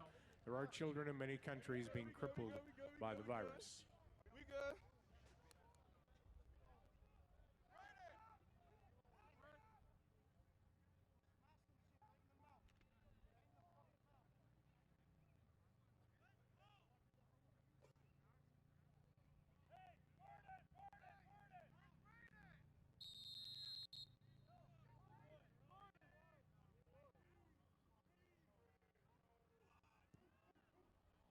Nothing. It's going to be a short squib, almost an onside kick. Do the Sun recover? They recover! Beauty call. Now we'll see if they didn't. It certainly went 10 yards before anybody touched it, so unless they're offside, but that flag's not coming from the line of scrimmage from where the Sun were kicking, so I'd be interested to see what the conversation is. Let's just right see now. what the refs say here. No, there's no offside. The ball definitely went 10 yards. You're allowed to truck guys like that. There's no such thing as fair catching or 5-yard halo on kickoff returns, so I can't see how that would be going against. Ah, beautiful. That's awesome. So those listening were watching the replay of an onside kick, and it's tough to be the front row. 21 Sun. Oh, First down. Oh, so That's they're going tough. to give it to the Huskers. an eligible receiver, yeah. So that's tough. I don't know. You can hear Okanagan Sun Yeah. fans here at the Apple Bowl booing. I'm sure the refs are making the right call here. There's 5 of them on the field. When I saw the second replay, it is the right call, but onside kicks are so hard to execute. It's tough to practice because you're not actually trying to kill your teammates in practice when you're doing it. So it is tough to execute. It's tough to get the right bounce when you're kicking the ball like that. And that lined up perfectly for the Okanagan Sun. So it's unfortunate for the Sun. Great break for the Huskers. But I love the call by the coaching staff, the head coach Miller and the special teams coordinators with the Sun. I really, really like the call. The execution was perfect. But that's what you want the coverage team to do on an onside kick like that. If you're not the guy that's got the hands, you're looking for an opposite jersey and you're going right through him. You want to knock him into the dirt and let someone else have the glory of picking up that ball. That's exactly what those inside 4 or 5 guys did for the Sun. Kickoff in the Canadian game is about the 12 craziest guys you can find on the team. Not the strongest, just the craziest, all running down the field full tilt. I don't think there's anything quite like it. You know, we've got Keelan Thomas here. He's playing special teams for the Stampeders right now, and he can probably attest that, you know, you got to be full tilt psychotic to be on special teams. It takes real men to play special 100%. teams. Duval alone in the backfield. He's looking left. He's going to throw it down the left side. He's open. He makes the catch just short of the first down, but second down and about 1 now for the Huskers. Yeah, so that's White that did formation coming across on that. So that's him going all the way out the outside. Seeing if he can't get maybe a mismatch if they were playing man. The Sun are just sitting in zone. Nice read, great delivery. Duval put some great pepper in that ball, thrown to the wide side of the field to his running back. And 2nd and 1 is a great opportunity for the Huskers. All right, 2nd and 1 for the Huskers here on the 51. They hand this one off to White. White gets the first down. And now they're going to be at the center field here. Yeah, and why not? I mean, White was 1st in rushing and 2nd in scoring in the conference, right? So they've got a quality run game. We didn't see it last week, unfortunately, against the Sun. We haven't seen it thus far in the first. Maybe it's because they're playing on half. They're playing on grass this week. Well, they're playing on grass, and it's also the Okanagan Sun front 7 are probably, you know, the best 7 guys that you're going to see in this conference, let alone probably throughout Canada. They're going to give it to Wyke. Wyke runs off the tackle. He gets 2 yards, 2nd and 7, maybe 2nd and 8 here. Yeah, and the Sun don't mind this as a defensive front playing against this kind of play calling right now for the Huskers. You don't want to get complacent so you don't get caught with a play action pass, but if they're going to go to the run game and you're going to force them no better than a 2nd and 6 or 7 or 8, that's not going to get you to come back from behind when you're behind on the scoreboard. And a closer game, or if you're winning, sure, but the Sun love this kind of play calling by the Huskers. All right, the Huskers have called a timeout here. And it's just one of their players. I think it's Wyke. That's Wyke coming off. Yep. Coming off here. Looks like he's fine, but he's favoring something here with the trainers. We'll see. But that's not going to bode well for the Huskers. They're arguably their best player. It is 100%. Yeah, I think he's just a little gassed right there. Mm-hmm. Especially when you know you're getting gang tackled by 6 or 7 guys, it takes it out of you. 2nd and 6 here. 2nd and 7. Huskers drop back. Duval throws it deep left. Incomplete, just overthrew Tyson George Kelly. So that makes it 3rd down for the Huskers. Yeah, not a bad ball. Nice put. Didn't put any air under it, just throw it to the sidelines, try and get that. I'd like to see if it was a hitch and go, if he stutter-stepped a little bit and that was the missed timing, but I know every receiver's going to do that, so George Kelly's trying to get some clutching and grabbing coming down here, so yeah, so just a little quick out and up. And well defended by Hedgewood because he kind of got beat on the play, but he turned on the Jets and stayed with him. Absolutely, and he didn't jump that out. That's what you want is you respect that out, you stay in his upfield pocket, and then you're able to turn upfield with him. 3rd down for the Huskers. They're electing to punt. I think that's Kiefer back to return. A bit of a punt here. They're going to take this at the 15. Kiefer goes left. He's going to go around. He is stopped at the 20, or 15. Yeah, good open field tackle by Harrington there for the Huskers, and that's a good kick by Munyaka. So it's a typical formation for the Huskers, but we often don't see the punter actually kicking the ball in their punts. It's usually their up back, so you know you've already got the field position. Just try and pin him, coffin corner him, right? Get him into that deep corner, but when the Sun are trying to get that corner again, the Huskers are told, don't give up that contain. Make sure that they have a cutback, and that was just a great open field tackle by Harrington coming up on his coverage. 1st and 10 for the Sun now. They're pinned deep. Again, they're on their own 16. Norman staying in at QB. He's got Weiberg alone with him.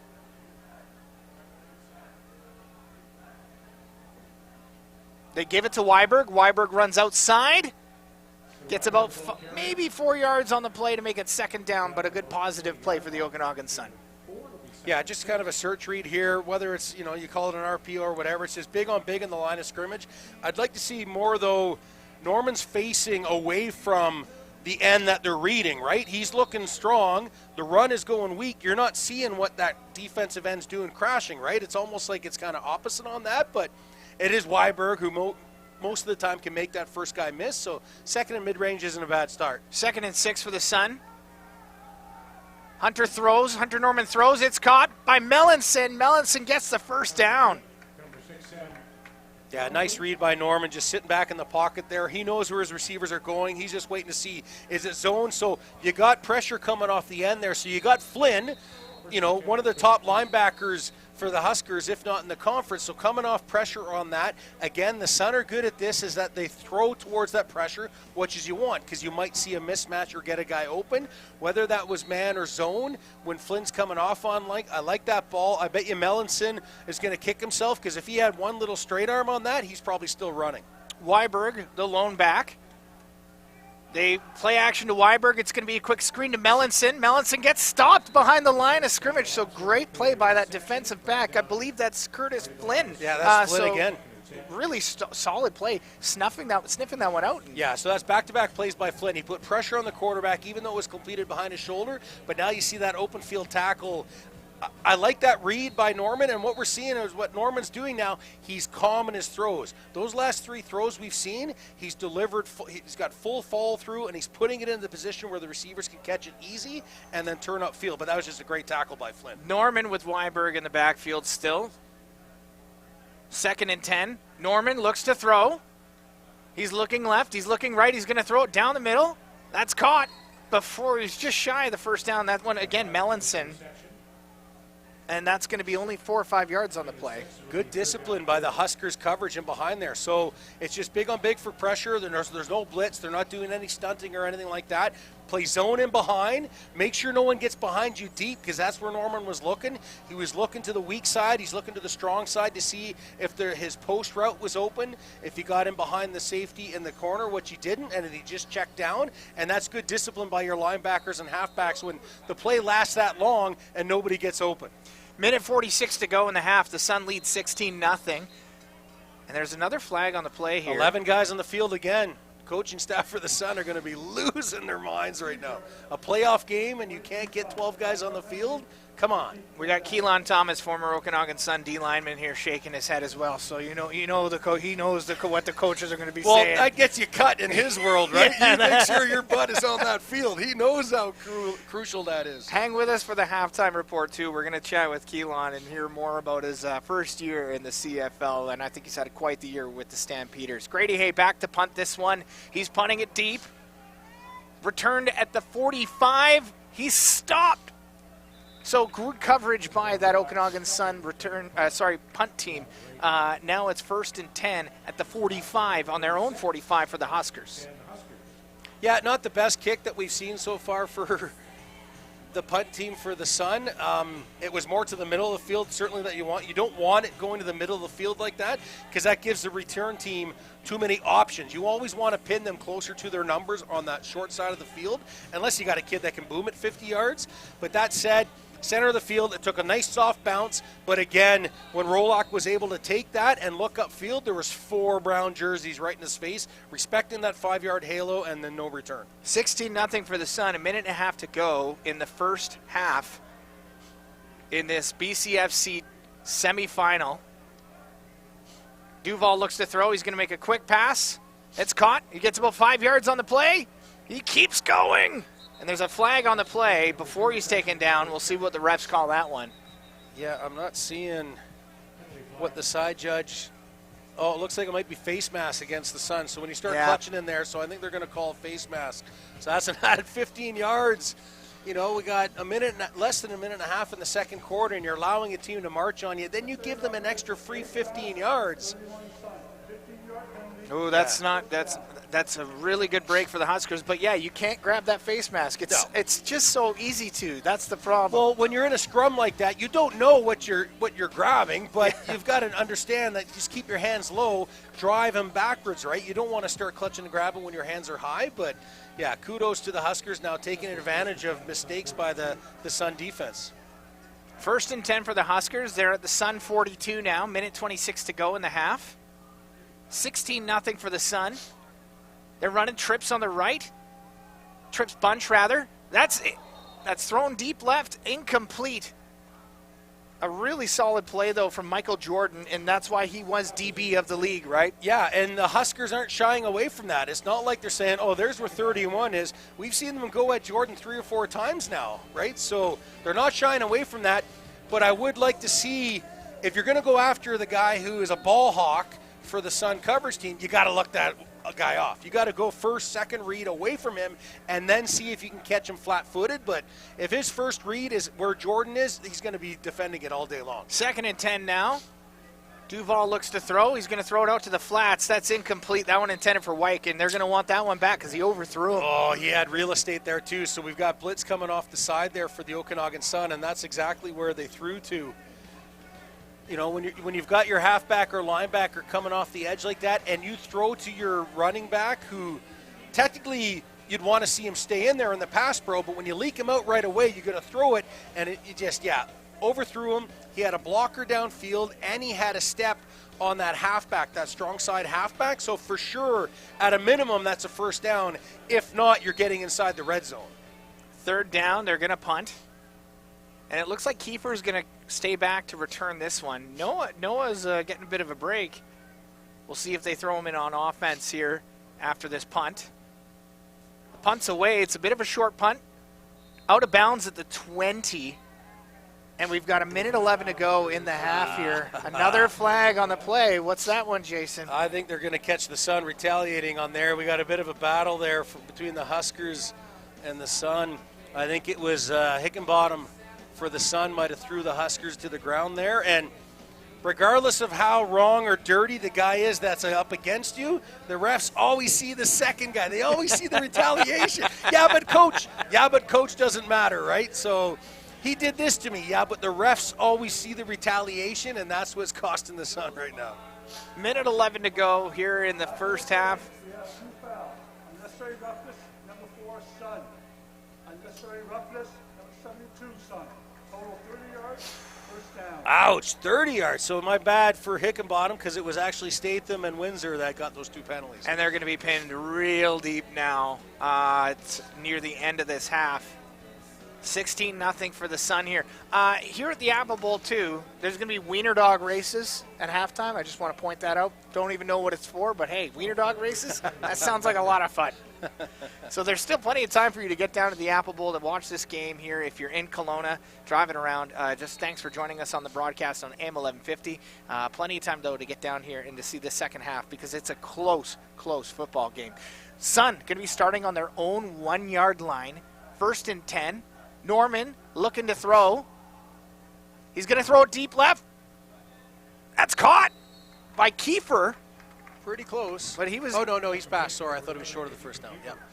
I like that. Roll out. You know you're not running, right? You don't have, this is an American ball where you got 3 downs, so you know you're going to. I like that roll out. Just as soon as you get outside that tackle box and see whether that linebacker or halfback commits on you, that's when you stop and turn your shoulders upfield and look for that crossing receiver. Hunter Norman rolling out right. He's going to throw that one. It's caught. Completed. Couple yards on the play, and I think that was Luke Windsor with the grab. Yeah, maybe 3 or 4 yards on that. I'm liking this. I like seeing Norman roll out. He's really calm when he's throwing the ball. So, this is the first down. I like that. Stop, hit that receiver. Good catch because it wasn't the cleanest ball, and it was good coverage by Forrest Clausen, their stud linebacker. And the Sun are starting to move this ball and eating the clock as well. Your head, don't do anything silly right now and give the Huskers a short field with dying seconds, possibly, getting 3, if not 7 points on the board. Control the ball.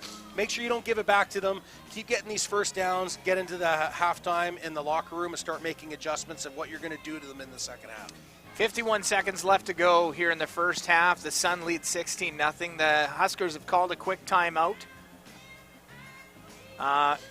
And I think we're going to stay with this because the game's going to resume any second now.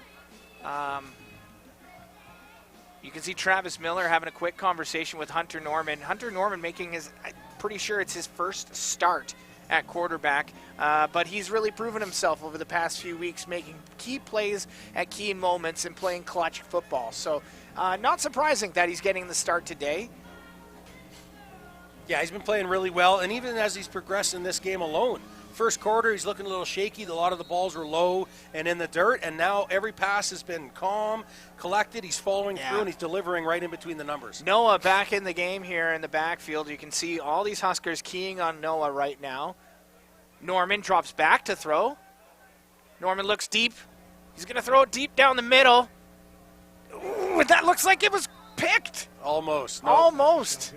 So almost picked by Maston, the D rookie for the conference, but I think this is going to be holding against the Okanagan Sun. Yeah, there was a flag in the backfield, and we have a down Husker. We're going to take a quick 30-second timeout. It's Okanagan Sun football on AM 1150, brought to you by Chemtech West. Block it below the waist.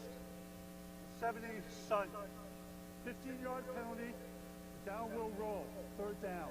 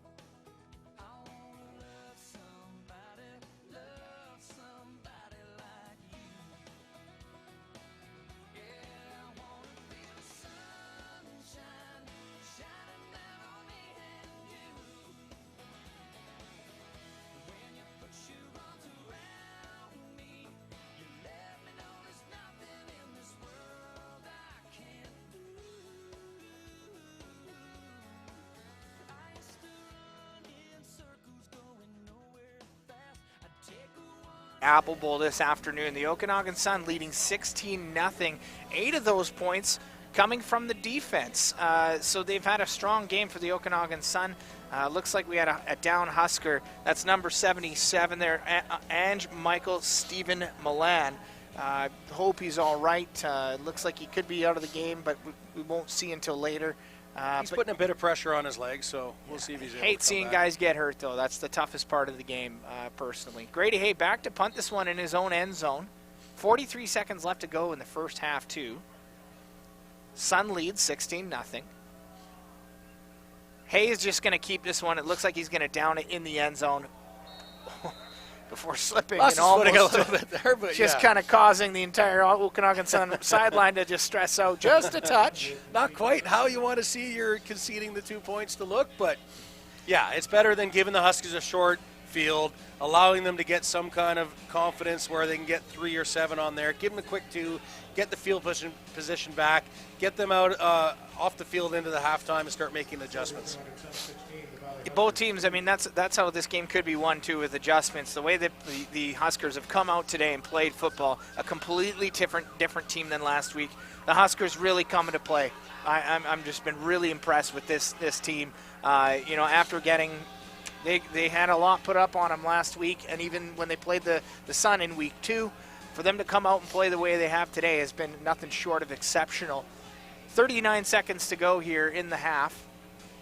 Huskers get their first 2 points of the game, and they get the ball back. They're going to take this one at the 35, so no kick, no punt. Duval with Wyke in the backfield. There's a lot of dogs here at the Apple Bowl because wiener dog races are happening at halftime. Duval's going to roll out into the right side of the field. That's caught, and he's going to be pushed out of bounds. Dag Mora, so their number 1 receiver, hasn't been big in the game yet, but now he's getting the ball. No, and this is a beauty throw on the run as well. So designed rollout, you've got your your running back going into the flats. Your first read is that nice deep corner in between the halfback and the short coverage and the corner and the deep coverage. Beautiful throw on the run. There's a flag on the play. Free play, it looks like. Duval gets away from it. He's going to throw it down the right sideline. Almost picked. Out of bounds, though. Yeah, so it looks like so it's going to be offside on the defense. So, of course, every time you see that free play, take a shot downfield because, even if it's picked off, you're getting the ball back because it's a defensive penalty. But, again, it's the Sun shooting themselves in the foot in key situations of games. And, it's one thing to say it happens in the regular season and it doesn't cost you a victory or key standing situations, but in the playoffs, that stuff's got to be dead to rights. You can't have that stuff. So the Sun, a key adjustment for them is going to be the mental adjustment at halftime and not doing any stupid mistakes and penalties and allowing, for all intents and purposes, an inferior team to stay in a game and hang with you when they shouldn't be. And that's what the Sun are doing right now. And there's another timeout called, so we're going to take another 30-second timeout. It's Okanagan Sun football on AM 1150, brought to you by JDS Mining.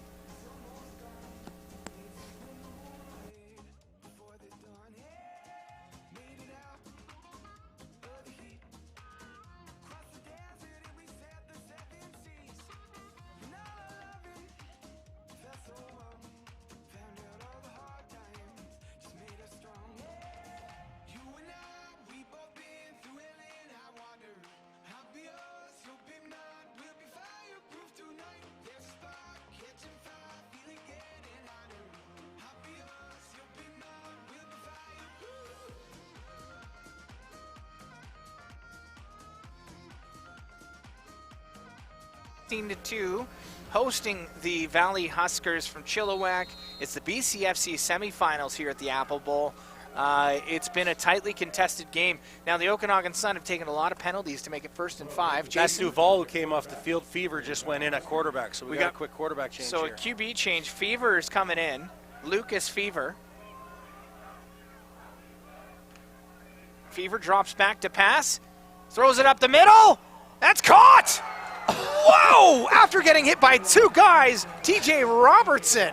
And Kev, I was just about to say, that's tough for a kid to come off the bench cold like that. Not much is going to happen. And then he delivers, a 25-yard strike up the middle to one of his top receivers. Beautiful job of Fever coming off the bench like that. Oh, and TJ Robertson is down here. Yeah, he might have took a shot in the kind of ribs in the back there, so might be a little winded after that stick that he took from the safety. So we're going to take another 30-second timeout. It's Okanagan Sun football for CS Printmaster on AM 1150.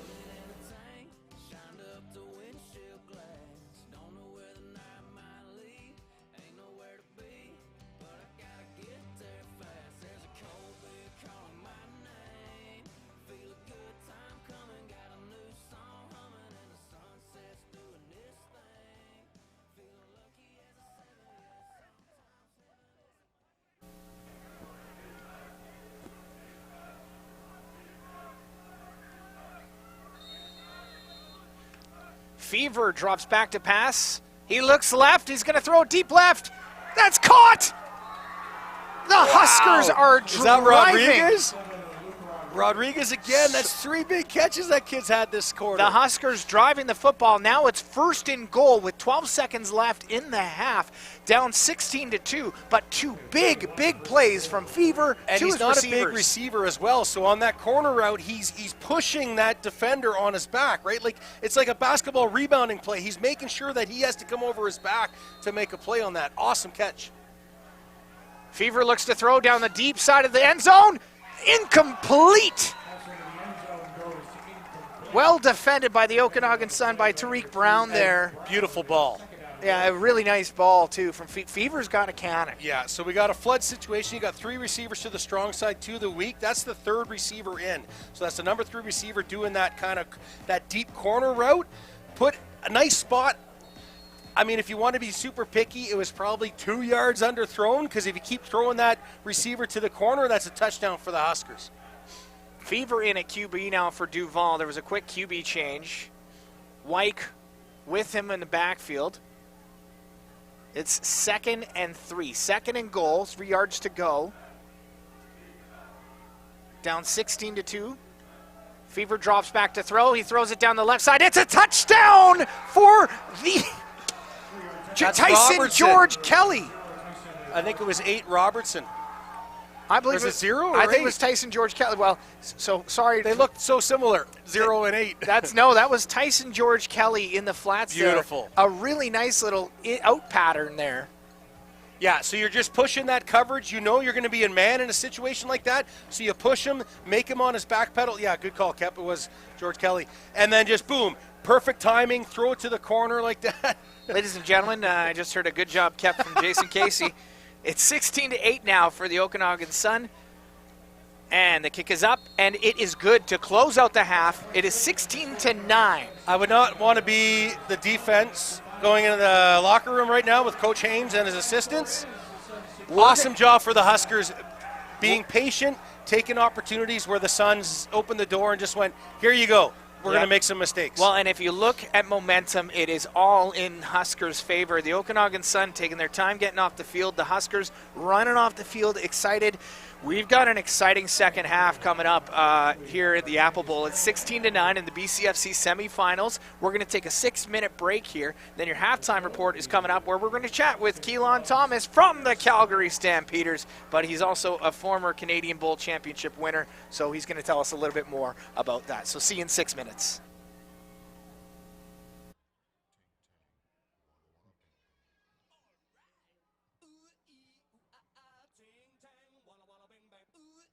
Want to take it away, Dirt?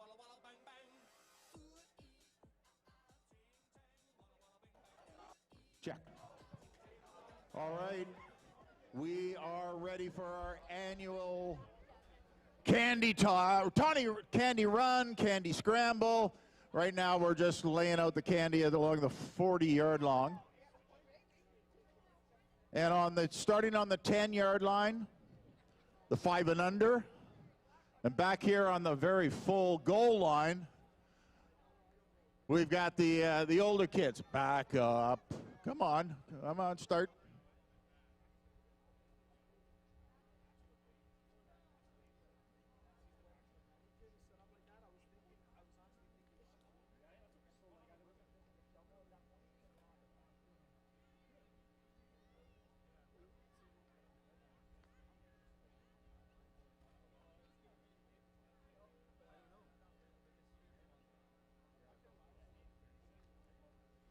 Ready, Eric? You got those kids ready? I got the kids ready, and I think the candy is out. The guys are done here. Are you guys ready? Yeah, I think they're ready. All right. 3, 2, 1, go!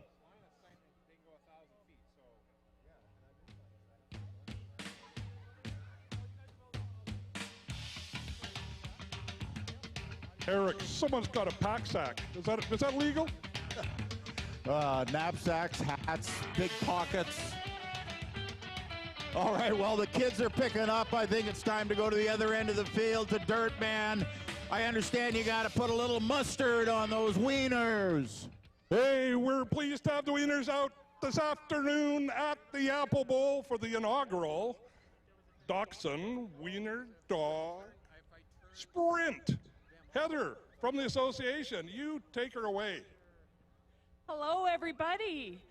I'm Heather MacArthur from the Kelowna Dachshund Club, and welcome to the halftime weenie sprint. Have you ever seen a weenie run? Well, you're about to see miniature dachshunds, the German name for this adorable, fun, and peppy breed. Dachs means badger, and Hund means dog in German. These dogs were bred to hunt badgers. The miniature version of the breed were bred to hunt mice, rats, gophers, etc. I have a little hunter in my household, and it's a sight to behold. Now, let's race! We'll be taking the top 5 dogs from 2 heats to run in the finals. Is our heat 1 ready to go?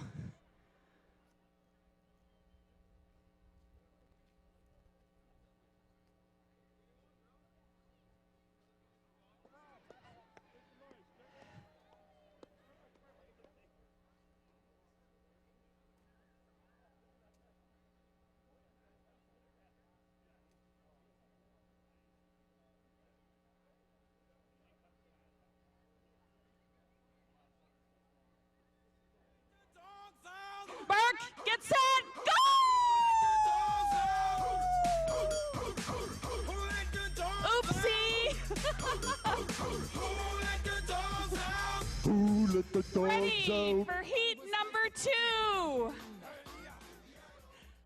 Let's go through. In heat number 1, we had Shaughnessy in the beat contest, also known as Bullet. Shawnee, Long Dog, Teeny Weeny Sausage Roll. Shawnee won first place in the Seaside, Oregon Dog Sun races and beat out 50 other dogs. She came in second place at the Kelowna Canada Wienerama, beat by a boy by a nose. She loves rat hunting, scent work, and retrieving balls all day long. Second, we have 4-month-old Betty Boop in the flower garden costume. She's Shaughnessy's little sister. We had Benjamin, 4 years old, also known as Benny, Benji, Roo, Rucifer. Benjamin loves his ball more than any other toy. He loves to air swim to win you over with cuteness, and he enjoys swimming, but only with his life jacket on. We had Pepper, 6 months old. Pepper Stepper, Pepperoni Wiener Pepper.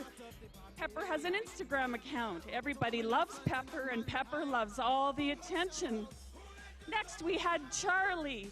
Charlie's favorite treats are fresh vegetables. His nickname is Chucky. We have Isabel, the Bullet. We have 7-year-old Oswald, also known as Smothers. Oswald gives hugs and kisses, must be held at all times, can burp super loud, and has the best hairdo in the world. Next, we have 2-year-old Vienna, also known as Wiener. Vienna was paralyzed this past February from IBDD and has made an almost full recovery with the help of the specialized team at the Tri-Lake Animal Hospital in Lake Country. Vienna likes to go paddleboarding and will do anything for her ball. Next, we had 8-year-old Gunner.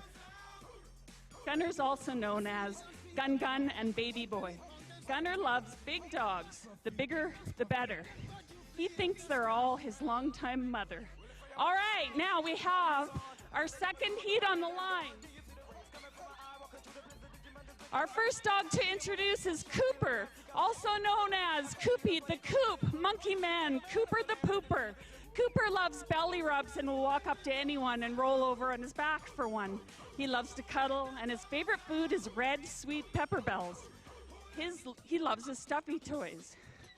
Also on the line, we have Murphy, 5 years old. Murphy's favorite thing to do is sit on our laps under a blanket. Next, we have 1-year-old Charlotte, also known as the Flash. She won second place for puppies at the Canada Day Wienerama.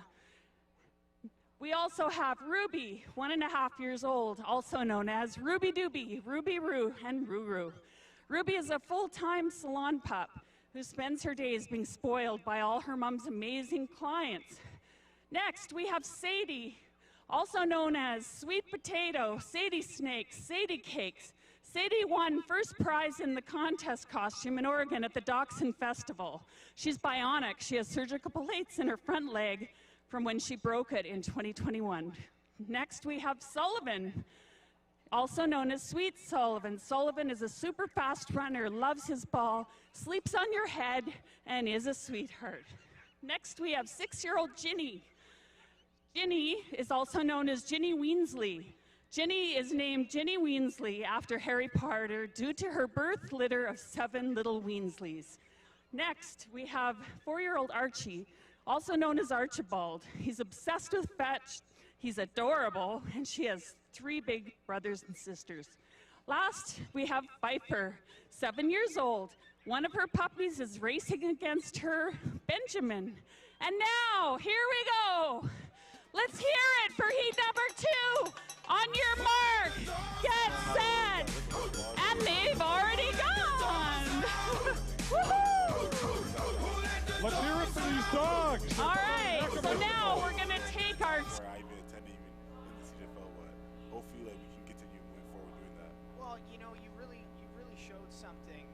Just even making the roster is a huge thing in the CFL because there's not a lot of spots, and for a Canadian junior football player, there's not a lot of spots for you, right? So tell us, what did you do to secure your roster spot? Did you just work hard or what?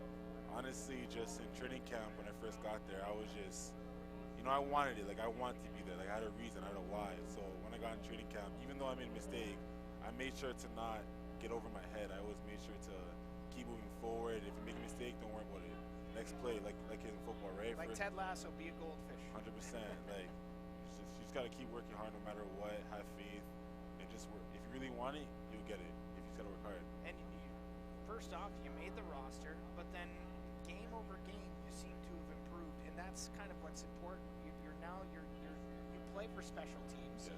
and a lot of people looked at special teams as kind of a, well, I guess I'm playing, but it's really hard to make special teams, isn't it? 100%, because everyone that's new wants to be on that special team roster, right?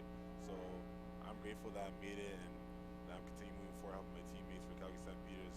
Hopefully, we're going to make the playoffs so we can continue making it happen. Well, let's talk about this, because you've been looking at your phone every 10 seconds, because the Stampeders, I don't know how many wins they had this year, but they had more than Edmonton. But if for them to make the playoffs, Saskatchewan has to lose today. So you've been looking at the scores nonstop. Yeah, we just finished our game in BC. We had a great game last night against the BC Lions. So I'm here now. I'm not here, but yeah, we just if Saskatchewan takes a loss to Toronto, then we are more secure to get into playoffs. So go Argos today. Is that? I guess so. Yeah, go Argonauts. That's something you'll never hear coming from me. That's for darn sure. Well, we're excited for you. We've been watching you closely here in Kelowna, so we're just rooting for you from here. You've got a huge fan club here, which is really cool. And there's Jason Casey in the background. What do you think the keys to success are right now for the Okanagan Sun going into the second half? Honestly, defense needs more shutouts, so more 3-and-outs. Special teams need to return the ball more, at least get to the 50, get positive yards, and also just offense, just score the ball. Yeah, just play fundamental football. Yes. I mean, not everyone can be as good as Keelan Thomas, but we can hope to be. Yes. An absolute maniac of a defensive lineman for this team. Well, the second half is 5 minutes away. We're going to take another 5-minute break. Keelan Thomas, thanks a lot for jumping on with us to talk football. We really appreciate it. Yes, thank you. Thank you for having me. All right, thanks a lot. The second half coming up in 5 minutes. It's Okanagan Sun football for Stober Group.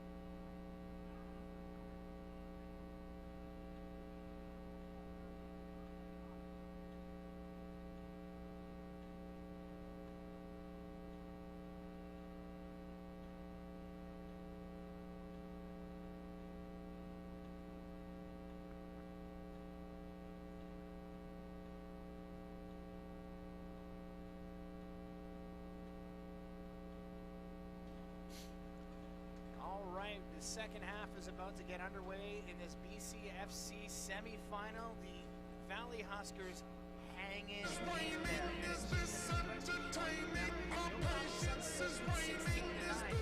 touchdown piece on offense.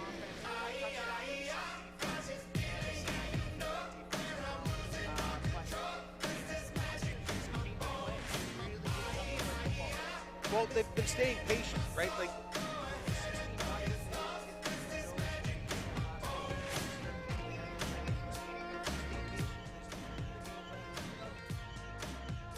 how the Huskers offense to capitalize, put up points on the board. So that's really the key right now.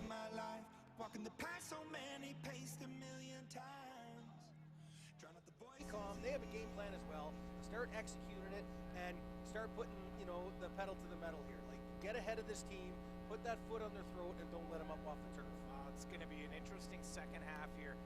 Whether Number 17, Ethan Porter. Number 24, Christopher Rolock, second deep to receive the opening kickoff to the second half. 7 points means absolutely nothing. And the kick is away. That's Porter. They're going to return this. Porter's at the 10, the 15, the 20, up to the 25 before he's stopped. Massive tackle from Number 17, Ethan Porter with the kick return. So down to the 28-yard line. Huskers starting first and 10. That's why it's kind of paused. Yeah, wait a second.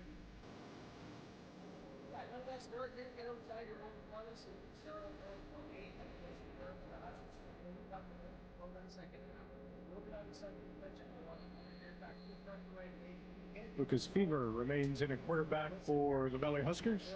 Your backer coming in, the pressure as well, and then play zone it behind, and that way you can react to the ball if the ball does get it out. First and 10 for the Huskers. Fever staying in a QB with Wyke. Fever alone. He looks to throw. He's going to throw deep left. That's picked by the Okanagan Sun.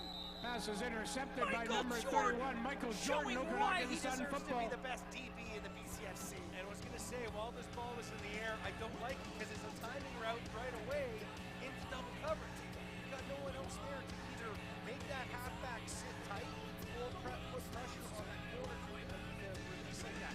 Just another corner route, which did work in the second quarter, but the coverage was different in how they reacted to that. If you've got no pressure in front of you as a defensive halfback or corner when you're in the short coverage, you're taught just to get deep. Easy And first transition and 10 for at the the Sun. Huskers at 50. Sun staying in the Hunter pro set Norman, now. quarterback. With both Noah and Weiberg in the backfield. Noah next to Norman. Noah moving out left. Norman's going to throw this one to Kenny Williams. That one incomplete. Kenny That's Williams, intended it was for the first number time he 7, was Kenny targeted today. Williams, And incomplete. a good play Second call, down and good 10. formation. I like the idea to do that, but he's just got to be a little calmer on the delivery on this. He knows when he's open like that, so just hit it, Williams, get it right in the center of that 7. You don't need to put so much mustard on that because you know that corner is given such a cushion. Let him catch it at about 3 or 4 yards. He's going to turn the shoulder. Williams is a big kid. He's going to make that second and short all day long. So Norman's just got to get back to being calm. Second and 10. Weiberg with Norman. Norman drops back. He looks left. He looks right. He's going to throw it to Weiberg. Weiberg with a screen. Weiberg has room to run. He gets the first down. He's still moving up the middle. Taken down at the 22-yard line. What a beauty play call and execution. So we see, I think it was Mellinson or Marshall, I couldn't see if it was 5 or 6. They came hard across the formation to sell, and Norman looked that way to look like it was going to be receivers in the flat there, right? So you see that formation coming across, and then you run that screen to the backside. You got 2 hogs in front of you. No one else is there but Clausen. There's no way he's going to make that tackle. Beauty execution by the Sun O. The Okanagan Sun driving in Huskers territory. Weiberg with Norman. Weiberg's going to take this one, run right up the middle, and gets almost 5 yards on the play. And just playing, again, solid running from Weiberg. Even if he doesn't get that first down, he's still hitting guys. And why not? I mean, aside from that one big run that we saw in the first half, he is fresh. He is really, really fresh. So, yeah, why not give it to the running back with the freshest legs? You know that he's a great north-south runner as well, and he's just going to keep pounding that rock right up the gut. And when you get to the second level and the linebackers like that, that's a tough afternoon for your front 7 on D. 2nd and 5 for the Okanagan Sun. Weiberg, no, play action. Norman keeps it. He runs outside. Ooh, and he's swallowed up. Yeah, it's tough. Loss of a yard on that. I think he just didn't commit close enough. So whether that was a busted play or not, Yeah, if he wanted to scramble to the outside, so good containment by the Huskers to force him back inside where all their teammates are. So yeah, good containment right here coming off the edge. 95 Hulgan there. Good extension with the O-tackle. Make sure that quarterback, if he is going to boot, he's got to come up inside the tackle box. So good disciplined defense by the Huskers there. And they're going to let Atwood kick this one for a field goal here. 12 minutes to go in the third quarter. A good drive for the Sun if they get these points. Atwood back to kick. The kick is up, and it is good. So the Okanagan Sun go up 19-9, 12 minutes to go in the third quarter. We're going to take a 30-second timeout. It's Okanagan Sun football on AM 1150 for Stover Group.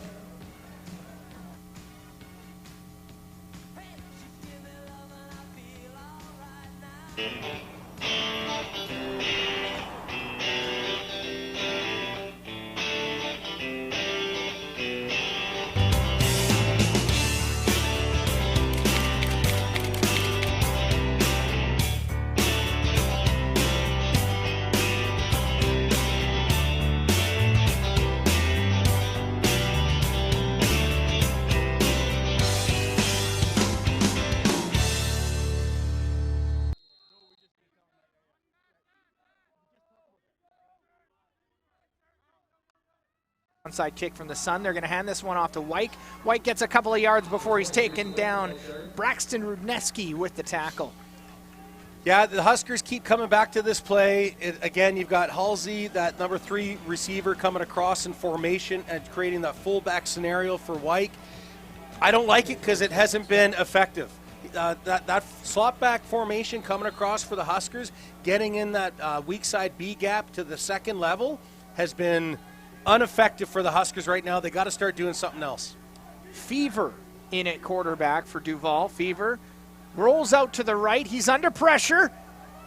And he's going to throw that one short before almost just avoiding the sack, but that makes it third down for the Huskers. Yeah, I think Fever thought he was going to have more time when you're rolling away from the pressure like that. So you've got all your O-lineman and Halsey, the slot backer, just going to seal the play side, so the side that he's rolling to, and you're leaving the backside D-end untouched because you think you can outrun him. I think Fever thought he had more time, forgetting, of course, that the Okanagan Sun D-line and linebackers are so quick coming on that backside. He felt that pressure coming and had to rush his decision. Ended up being a no-gainer for them. So 3rd and 7, they're going to punt this one away. We've got Kiefer, Ethan Kiefer, back to return this one.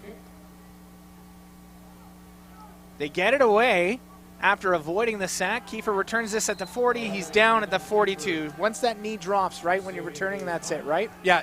Amateur football in Canada, yeah, once the knee's down, you were down, you can't get back up after that. But I wouldn't be surprised if the Huskers are late to go back to something like this. When we see a replay on this punt formation, he could have ran for the first down. When he stepped up, if he follows Halsey, there's no brown jerseys there. They're getting minimum of first down. So the Sun are going to have to make that adjustment, make sure they keep containment regardless of who kicks the ball and how he kicks it. And then the Huskers might say, hey, kid, if there's no brown jersey in front of you, you got green light to get us a first down. We got Noah in the backfield with Norman. Play action. It's going to be caught. That's by Ethan Marshall. So about 5 yards on the play to make it 2nd and 6 or 2nd and 5 here for the and a Sun. good healthy stick by the weak side halfback there for the Huskers. That's the D rookie of the conference, the rookie of the year, Raiden Maston, coming up and making a good stick on his own coverage. Again, be disciplined. Make sure that receiver hooks up in front of you. As soon as you see that ball in the air, come right through his back shoulders and open field tackle. Noah in the backfield still with Norman. They're going to play action. That's caught by Mellinson, but he's going to be short of the first down. Yeah, nice catch. We see this often with the Sun. You do clearing routes, and then you got a number 2 or number 3 receiver that does that medium out to get first down yardage. He didn't get enough yardage on the first down, and then a good open field tackle by Sonstabee, who Sonstabee is one of their best defenders as well. So you know a couple of these guys in the Huskers are going to constantly, if your name's not Noah or Weiberg, they're going to make an open field tackle. It's absolutely true. Noah staying in the backfield, and you know what? They're using Noah as a decoy right now. All day. And they're going to give it to Noah. He runs right up the gut. again, 4 or 5 jerseys. He almost gets the first down, but he still has 4 or 5 guys on him before he's down. He's dragging. So at contact at about 3 or 4 yards, then he gets another 4.5 yards while dragging, 500 pounds worth of Husker defense. 2nd and 2 here.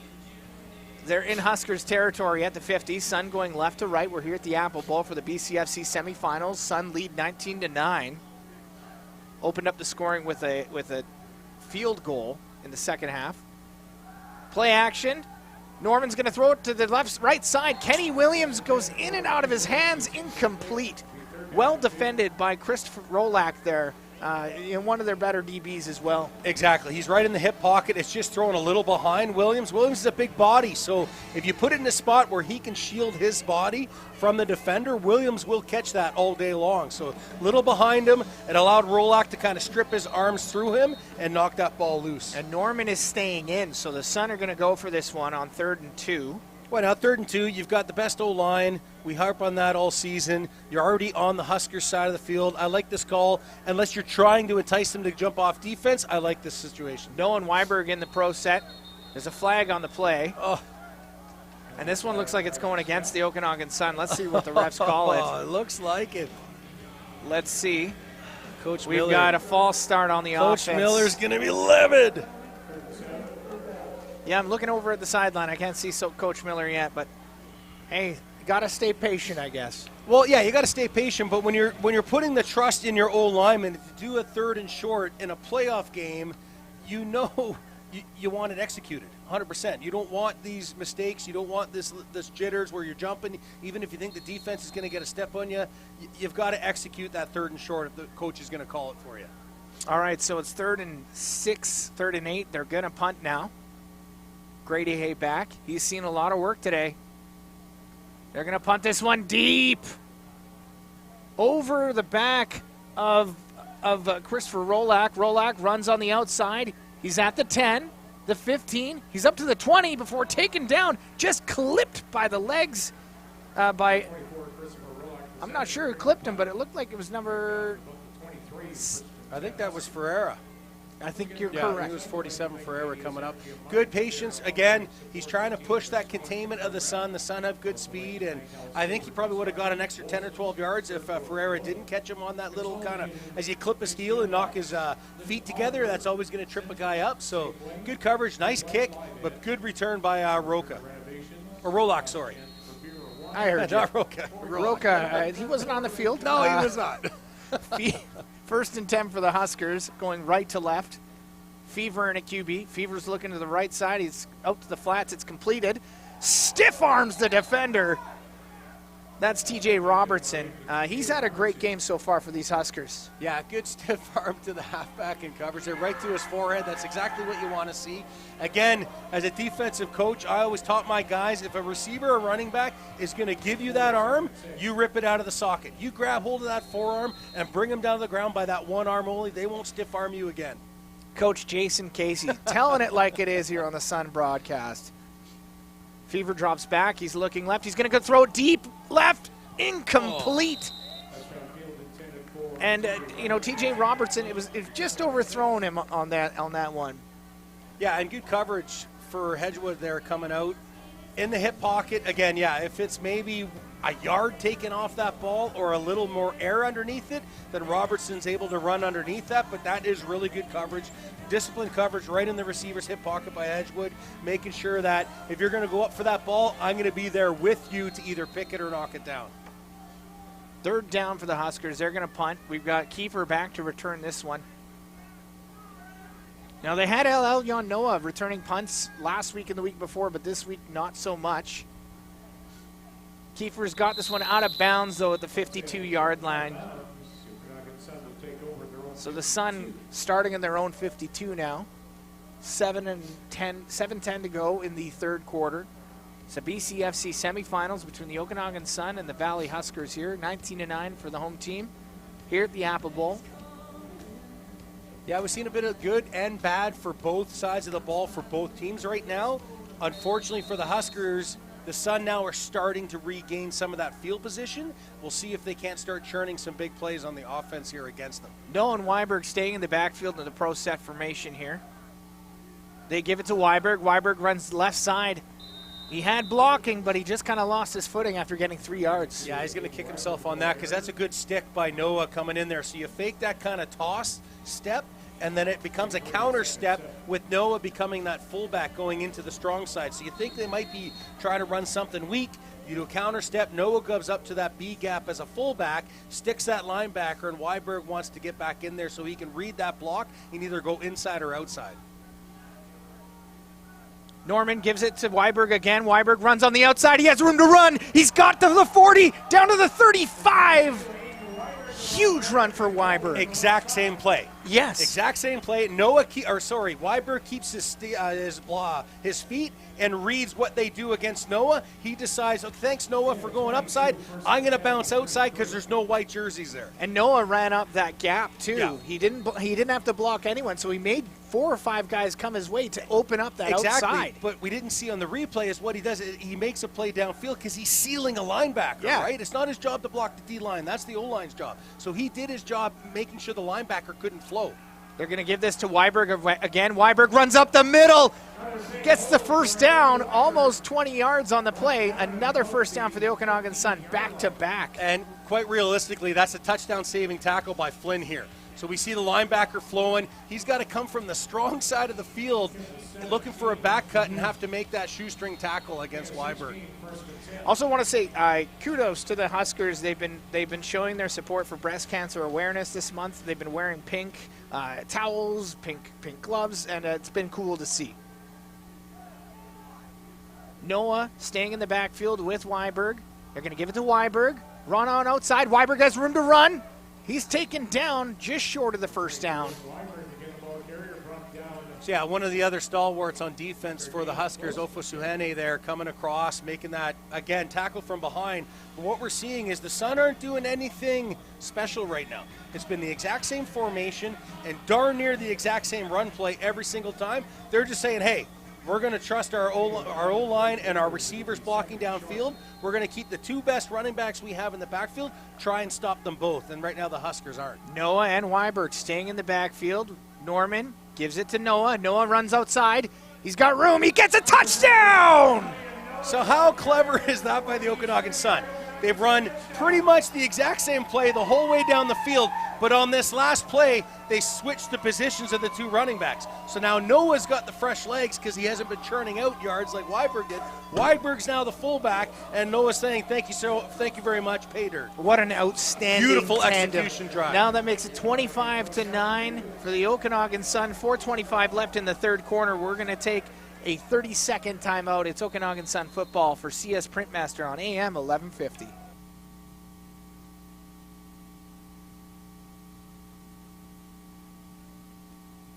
Broken glass? No problem. Go see Tim at Kelowna Glass. Hi, I'm Tim. Come see us for all your glass needs. Kelowna Glass specializes in repair and replacement of auto, residential, and commercial glass. Kelowna Glass, Kelowna's #1 choice for auto glass. Come and see us on the corner of Hunter and Enterprise.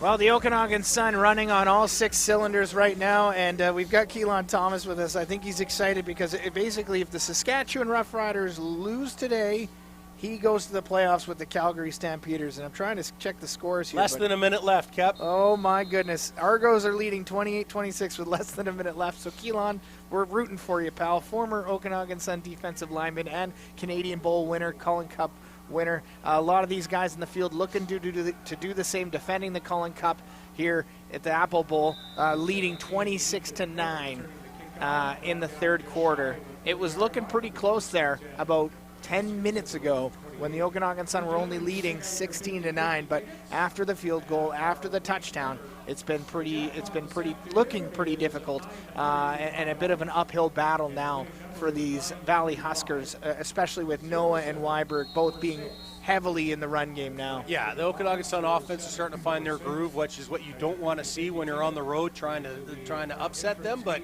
we'll see what they can do if they can keep their offense on the field and the Sun offense off. We'll see if anything can get switched. Fever drops back to pass. Before that's batted down by Tariq Polius. That was a quick play. Yeah, that's a lot of wingspan there that you're trying to throw around, and that's what you're teaching these D linemen, right? If you can't get to that quarterback, as soon as you see that he's trying to make his reads, get into his passing lane. Absolutely. Either make him have to try and make a read around you, or if he is going to throw it, knock that down, and that was a great defensive play by Polius. Lucas Fever in a quarterback still. Reese Wyke with him. It's 2nd and 10. They're on the Sun 29, or on their own 29, sorry.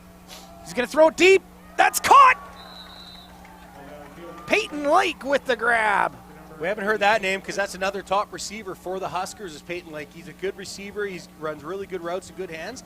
And what we've seen, a lot of these big passing plays that the Huskers have completed have been tough catches. They haven't been easy catches, so kudos to the receivers bringing these down for the Huskers.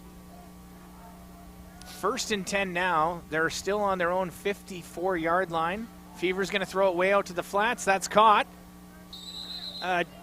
Tyson George Kelly with the grab. Does he get the first down? No, I think he's a bit short. Yeah, he's about almost 3 yards short there. I think he stepped out earlier than he thought. I think he was trying to drive contact and get that extra yardage. But yeah, I just see his left foot there went out of bounds earlier than he thought he was able to get some first down, or at least push the first down. 2nd and 3. They're on the Sun 50. Some motion. Fever gives it to Wyke. Wyke runs right up the middle, and I think he gets the first down. Tariq Polius letting him know that he's not going to be able to run over him all day long, though. Yeah, I think they will give him on that, just on the way that he was landing. So the way he fell forward and landed on the ground, I think they're going to give that first down marker to him. Right now, the chain gang is saying third they're down. Gonna measure it. Yep. Yeah. Shout out to chain gang. Not an easy job.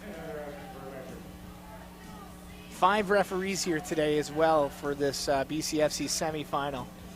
And I have to say the refs have been calling it pretty good today. It has been good. It has been the way the first quarter started for the Sun. I thought maybe it was going to be another well over 100-yard penalty game again, but it looks like they've calmed down.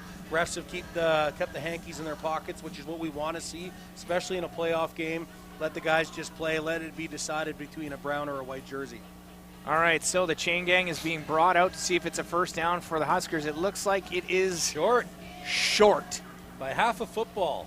3rd and short in the Canadian game, though. I think you can get the first down. You should. If you can't, you got bigger problems. It's happened, and it's a little scary. Yeah, but we'll definitely see Coach Reese and his team go for it here, 100%. You're behind the 8 ball right now. It's getting late in the 3rd quarter. You want to try and get some momentum and put that trust in your O-line. I called it earlier when the Sun had that offside penalty and took a 3rd and short to a 3rd and long and couldn't go for it. You want to put that trust in your O-line and your offense. Say, hey, I know you guys are going to get this. Let's do it. Get us a first down. We'll get back to our game plan. And they are going to go for it. It's 3rd and short here. It's big on big.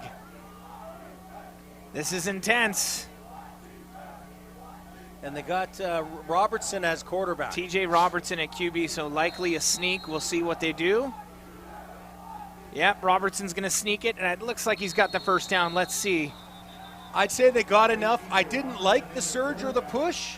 I don't know that the Sun, I don't know that they stopped it, but it did seem like a weak surge. I know they came over top, but knowing you only need half a football, I can't imagine they spot it short. Well, let's see. The Okanagan Sun claiming that they've made the stop. No, it looks like they got it. Yeah. The refs are calling it a first down for the Huskers. So a big key play. Good momentum coming the Huskers' way here. Well, there's no replays or challenges in the CJFL, so, hey, you might not like the spot if you're, the Okanagan Sun. Them's the breaks. Them's the breaks, exactly. This isn't going to cost you the game, this scenario, so make sure it doesn't by the very next play. Get a sack, go strip fumble, get a knockdown, force from 2nd and long, right?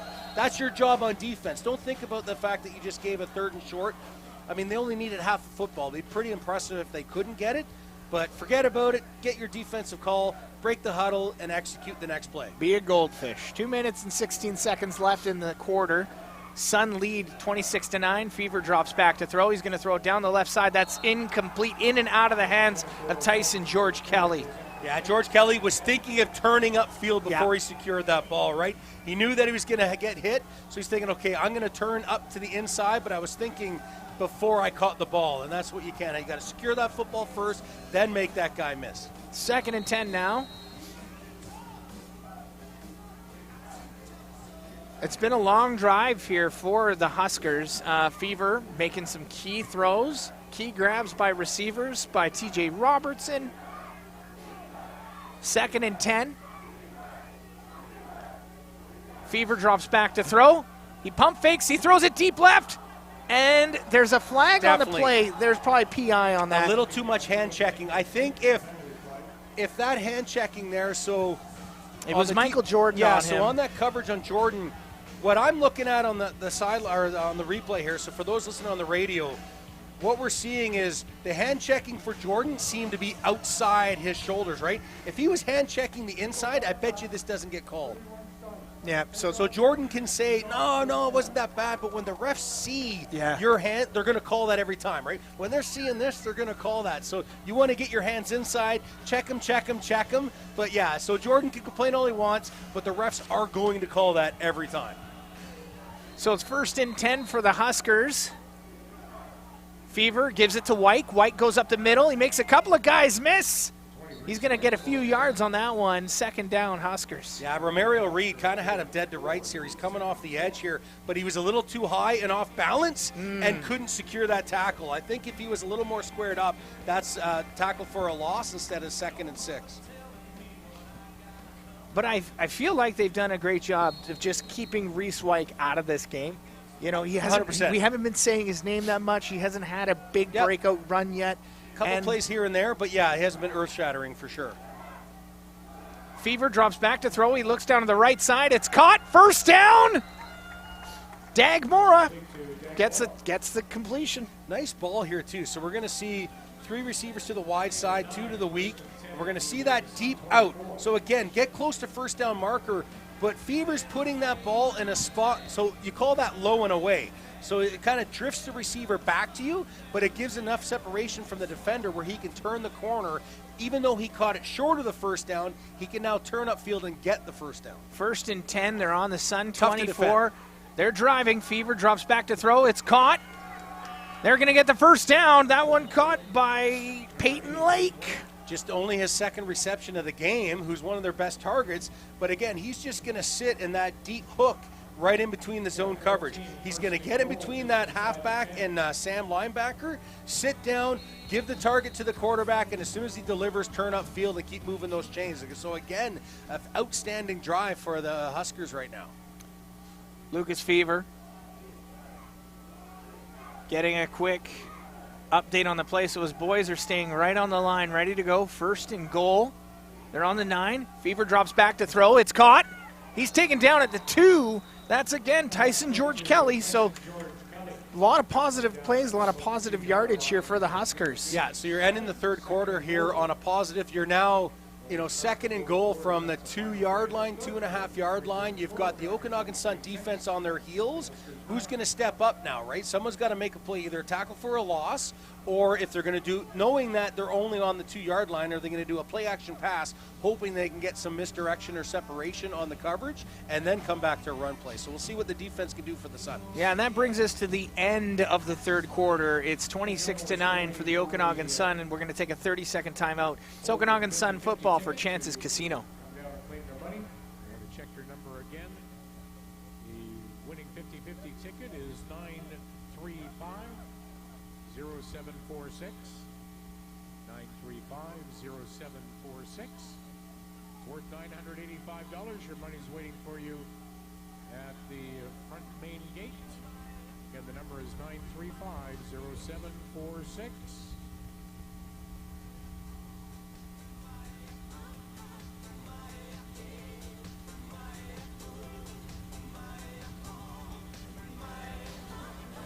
Well, Keelan Thomas is joining us, Okanagan Sun alumni, now playing for the Calgary Stampeders. He's all smiles right now because the Stamps just made playoffs. Woohoo! He's very, very happy. It's 2nd and goal for the Huskers here. And again, they're sticking T.J. Robertson in at QB. He fakes to go for it. The Suns stop Wyke. Wyke keeps going. He's trying to get it in the end zone. What are the refs going to call it?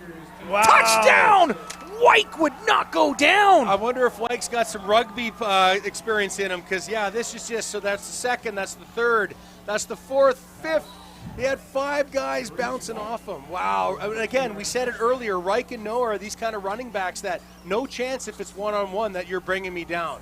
That's playoff football right there. He was not getting denied. And those are what I would call prayer tackles, because they were just trying to go down on their knees at him. The first couple, they brought the boom. Yeah. Like, they were coming hard, but they couldn't get the wrap, right? There's one thing to come in with a lot of power, but you've got to secure that wrap. What a run by Wyke. What a touchdown. So they're going to go for the extra point. The kick is up, and it's good. That's key. The Okanagan Sun lead 26-16, 14 minutes and 44 seconds left in the fourth quarter here for the BCFC semifinals. It's another 30-second timeout. It's Okanagan Sun football for CS Printmaster on AM 1150.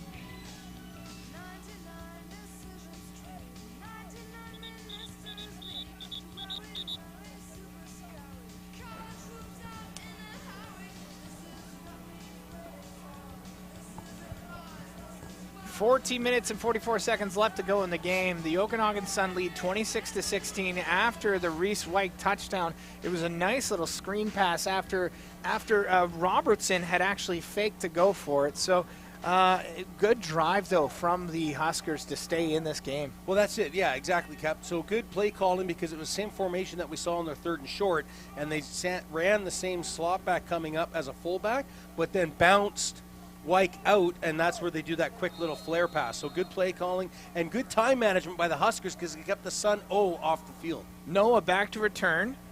Huskers looking to kick. They're going to kick it short. Noah's still going to get his mitts on it. He's at the 30, the 35 before being taken down. Down at the 30. And a good open field tackle by Maston again. There's Yeah. that rookie defensive back that's just, he's such a good open field tackler. Yeah, really. See how he wrapped up, right? So and he held on to it. Exactly. So those listening on the radio, we're just showing the replay that how Maston came up and he wrapped up the legs of Noah. We kept saying that the first guy's not going to make a tackle against a tough running back like Noah or even Wyke if you're not securing the wrap, and that's exactly what this rookie just did Maston on an open field tackle on special teams. Noah and Weiberg staying in the backfield. You got to think they're just going to continue to go with this tandem. Weiberg runs up the middle, gets 7-8 yards. Why not? If you can't stop them, you're going to control the ball. You're going to control the clock. You've got a 10-point lead. Why not keep your opposition offense on the bench and just let these two beasts of Weiberg and Noah just get a healthy dose of pounding down the front seven of the Huskers? And it looks like the Rebels are going to be taking on the Langley Rams. That game got underway about 10 minutes ago. I'd be very curious to know who wins that one. I think it'll be the Rebels, but we'll see. It's a quick screen pass. He gets the first down. So the Okanagan Sun continue to move the ball. That one with Ethan Marshall in the reception.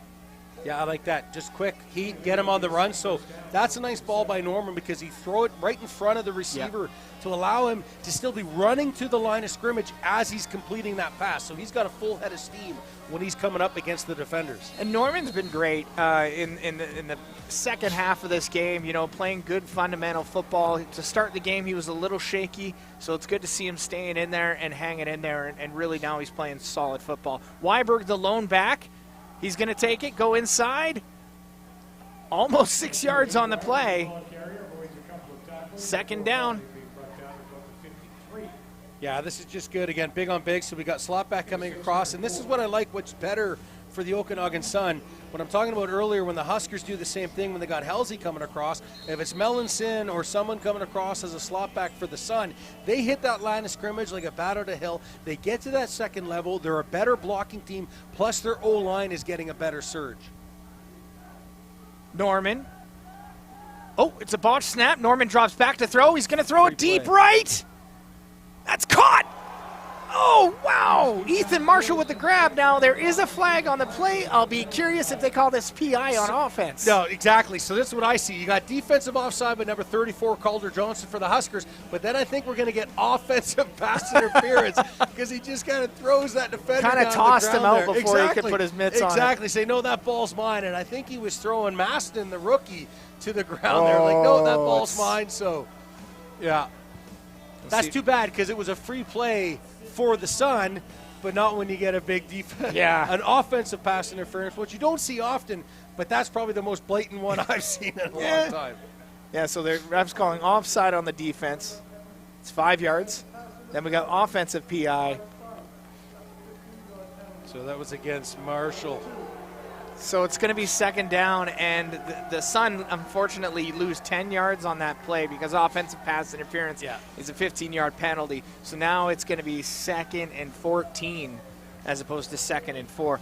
Yeah, the Huskers will take that all day long. If you've got the Okanagan Sun 2nd and long, and you're only 10 points back, this is exactly what you want to see. Force them now to punt the ball and try and get some momentum because your offense on that last series did a great job of moving the ball and putting points on the board. Beautiful fall afternoon here in Kelowna. The sun's starting to set soon here. The lights are coming on. It's a beautiful, beautiful day for football. Norman drops back to throw. It's a quick pitch to Weiberg. Weiberg runs around, but he can't get anything done. This Huskers defense, you can't put much past him. No, and I think Weiberg's going to kick himself because when you see this, there's a cutback lane. So if he cuts back right there, so if he goes outside his tackle and cuts inside Melanson, good block, kick-out block by Melanson, but Weiberg was just trying to relay on his speed. Maybe he was told don't worry about it because it was such a long gain to try and get, but Weiberg's got enough speed where he could churn out a 14-yard run with his eyes closed, so maybe that cutback lane, if it's going to be there in future runs, he'll be looking for that. Grady Hay back to punt, 3rd and 12. They're punting from the 45, actually from the 35, really, once he gets his foot under it. Punts it deep, but not much hang time. That's returned at the 28. Runs outside, makes a couple guys miss. Ooh, before he's taken down. Great return team, or great playing by the return team there, or sorry, the punt team. And unfortunately, didn't have anywhere to go for the Huskers. Yeah, no, I think maybe if Rolock committed more to going outside, he might have got that corner. But when you put the brakes on that against the coverage team for the Sun and think there's a cutback lane, I guarantee you 99 times out of 100, it's not there, and you're going to get steamrolled by a bunch of brown jerseys, which is exactly what we just saw. 11:45 to go in the game. Sun lead 26-16, the Huskers.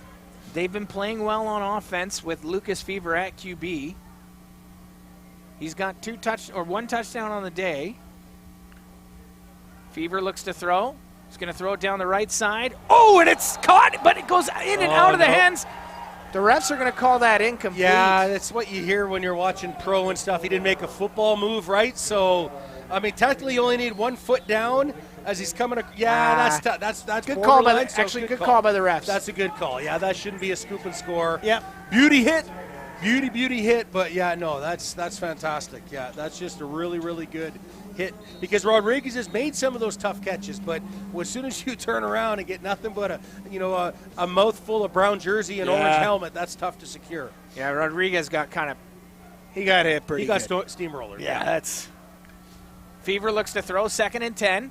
Fever throws on the inside. It's caught. They get the first down. A great catch from Dag Mora, staying in this game and keeping his team alive. And Fever showing some great poise here because you're going to get that's a blitzing linebacker coming up that he steps around, steps up in the pocket, sees his receiver sitting in that zone, knows he's at first down yardage.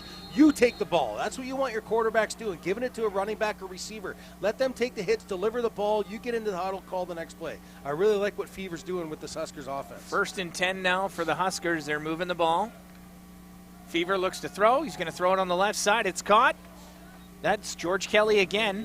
4 or 5 yards on the play. They'll take those every day. Yeah, the Sun are just sitting being patient in their zone coverage here, knowing that their D-line maybe once in a while send a halfback. But what the Sun, I think, could do on the weak side here when it's only one receiver, and that's George Kelly, is be more aggressive on that short cover, knowing that if it's even like an out and up or a pump fake and go, you've got your corner behind you. That halfback can be more aggressive and jump those routes, I think, earlier. Be aggressive.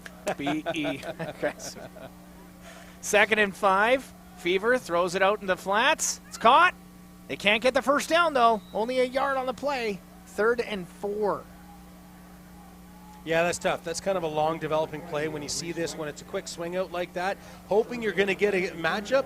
But again, because the Sun are playing zone, they're able to see that play develop in front of you. If it's man, this play probably goes for a first down, because then that linebacker or halfback might be out of position trying to chase Wyke out of the backfield. But when it's in zone, those guys in the short zones can see that play developing, and then they just come downhill and they converge on the outside and inside shoulder of the ball carrier. Well, the refs are, I see 22 for the Huskers. Didn't get off the field in time. Zach Badke. I'm not sure if they thought initially it was going to be a punt, and then some of the guys that aren't on the normal offensive scheme were on the field, and that kind of messed up where they had to now take that time. Yeah, and then you know what? We're going to take a quick 30-second timeout. It's Okanagan Sun football on AM 1150 for Chem Tech West.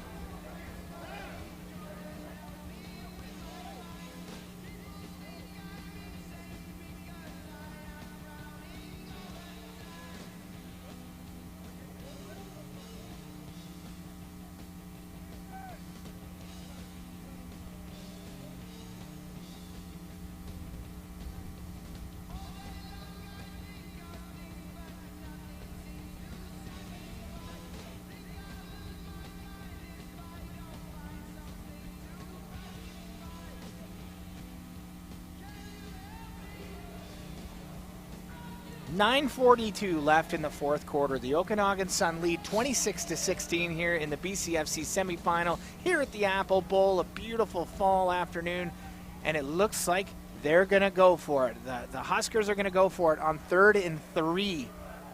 We'll see what happens. Fever in a QB. He looks to throw. He's got under pressure. He rolls out. He's going to throw it. It's caught, but is it enough for a first down? Dagmora. Depends on forward progress. I thought short. That's a good mark on the sidelines there. He needed the 50. The Huskers' own 50 is what they needed. Yeah, so he caught it beyond the 50, but because he wasn't being touched by the defender by then, by the time he landed on his 48 or 49, that's when the forward progress was marked. So a tough one. Tough. Yeah. Tough one for the Huskers because they, a broken play. Great play by the Okanagan Sun D-line here, creating pressure. And good coverage, because the defensive coverage for the Sun stayed true. They didn't panic. They stayed right in that hip pocket. Didn't give Fever anywhere to look for a wide open look, and he had to force something. So it's 1st and 10 for the Sun. They're going to be on the Huskers' 49-yard line. They're going to give it to play action to Weiberg. Norman's looking to throw. He throws it out of bounds because he was under pressure. 2nd down, a good rush there from 42, Nathan Gale. Yeah, so when you're looking on the weak side like that, when you're rolling out to the weak side, you're kind of limiting what your options are because there's not a lot of real estate. So Norman was trying to bide as much time as he can. He was telling his receivers, go downfield, get open, see if you can't give me something, and just run out of real estate in time when the defensive line is pushing you towards those sidelines, and good heads-up play on him just to throw it out of bounds. Yeah, play smart football. 2nd and 10 here on the 49. Noah with Weiberg. They're going to give it to Noah. Noah runs right up the middle. He has blockers, and he gets the first down. Nice spin. That spin got him the first down. Yes, it did. Yeah. So this is just another beauty play. So what we've seen, Weiberg's the fullback. We see a pull with a kick out on that weak side defensive end, or actually that's linebacker Clausen getting kicked out. So we're going to see that strong side guard comes across. Weiberg's the fullback. Noah sees that, then just spins off and gets that first down. 1st and 10 for the Sun here. 8:20 left in the game. They give it to Noah. Noah makes one cut, makes another guy miss. Gets about 6 yards on the play, second down. So yeah, that's just big on big. That was Ofoshuhene that was coming up to make that stop as a linebacker, but it's big on big. Weiberg goes weak.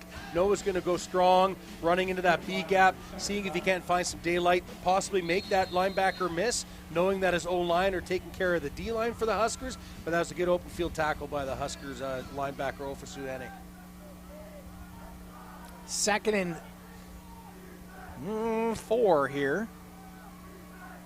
Norman gives it to Weiberg. No, he keeps it, then pitches it out to Noah. Noah gets a few yards and the first down. Nice. So that's almost like an American option play there, right? You had your true fullback. So you're going to see Noah will loop around. You're going to read that defensive end. So the defensive end, 95, Hulgan was cracking down. Pull that ball out of the fullback. Knowing the defensive end now is vacated, you come up as the quarterback to the outside and read that linebacker or halfback. If it looks like they're going to commit to you, give the ball to Noah, let him get into open field and get that first down. Really, really good option play by Noah. First and 10 now. They're on the 21. Okanagan Sun driving the football. They give it to Weiberg. Weiberg runs it right up the middle. It looked like he lost the football. He did, but I think he might have got it back. But yeah, that was just kind of a good whip tackle by the Huskers there. I didn't see who was it that came in on there. It might have been Ofoshuhene again. Number 30's been everywhere this year. Yeah, it was him coming up. But it's just because he read that block by Noah and was kind of looped around and was able to kind of get in the face of Weiberg and get his mitts on his hands and try and strip that football. So it's second and 4 on the 15. Weiberg and Noah just staying in the backfield now. So the Okanagan Sun had stayed with this pro set look for the majority of the second half. They give it to Noah. Noah runs on the outside. A massive block from Weiberg. Noah keeps going, and he's just short. He's got the first down. Gets the first down, but so he's inside the 5. But yeah, beauty block, exactly. But again, here's 30, Ofoshuhene coming up. And just, couldn't secure the tackle. He had him in the backfield. Would have been a huge stop for the Huskers D. But again, it's just tough. The run game right now for the Sun is really, really hard to stop. Yeah, it's going to be first and goal for the Okanagan Sun, and you better believe the West Shore Rebels, if they win today, they'll be watching a lot of game film on these two players, Elyon Noah and Aiden Weiberg. With first and goal, they got about 5 yards to go, 5:50 to go in the game. They give it to Weiberg. Weiberg takes it in for a touchdown! And that's just awesome. So again, we've probably seen this play a dozen times today, but on this one, they're so close together because you've only got 5 yards to work with. You're going to see on the replay, and those listening at home, Weiberg just put his hand right on the back of Noah and just rode him in. He's just right, yeah, I'm just going to follow you in. Thank you very much, pay dirt.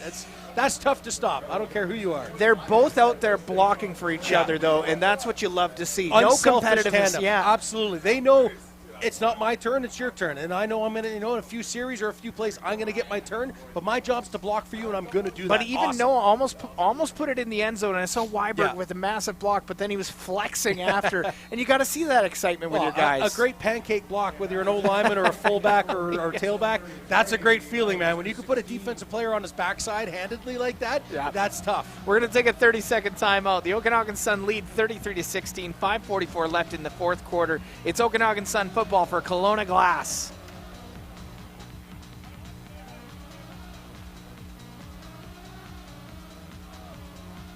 Broken glass? No problem. Go see Tim at Kelowna Glass. Hi, I'm Tim. Come see us for all your glass needs. Kelowna Glass specializes in repair and replacement of auto, residential, and commercial glass. Kelowna Glass, Kelowna's #1 choice for auto glass. Come and see us on the corner of Hunter and Enterprise.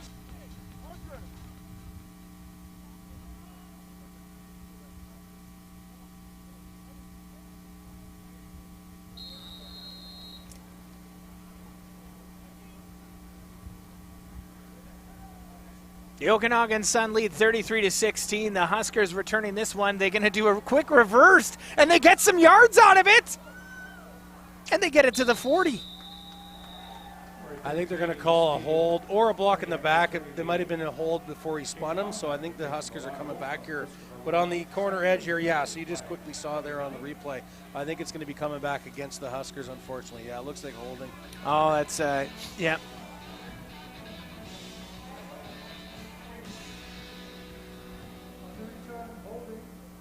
Yep. So that's going right back against the Huskers. Yeah. With 5.5 to go in the game. they were absolutely galvanized to end the first half, right, to score that touchdown. Yeah.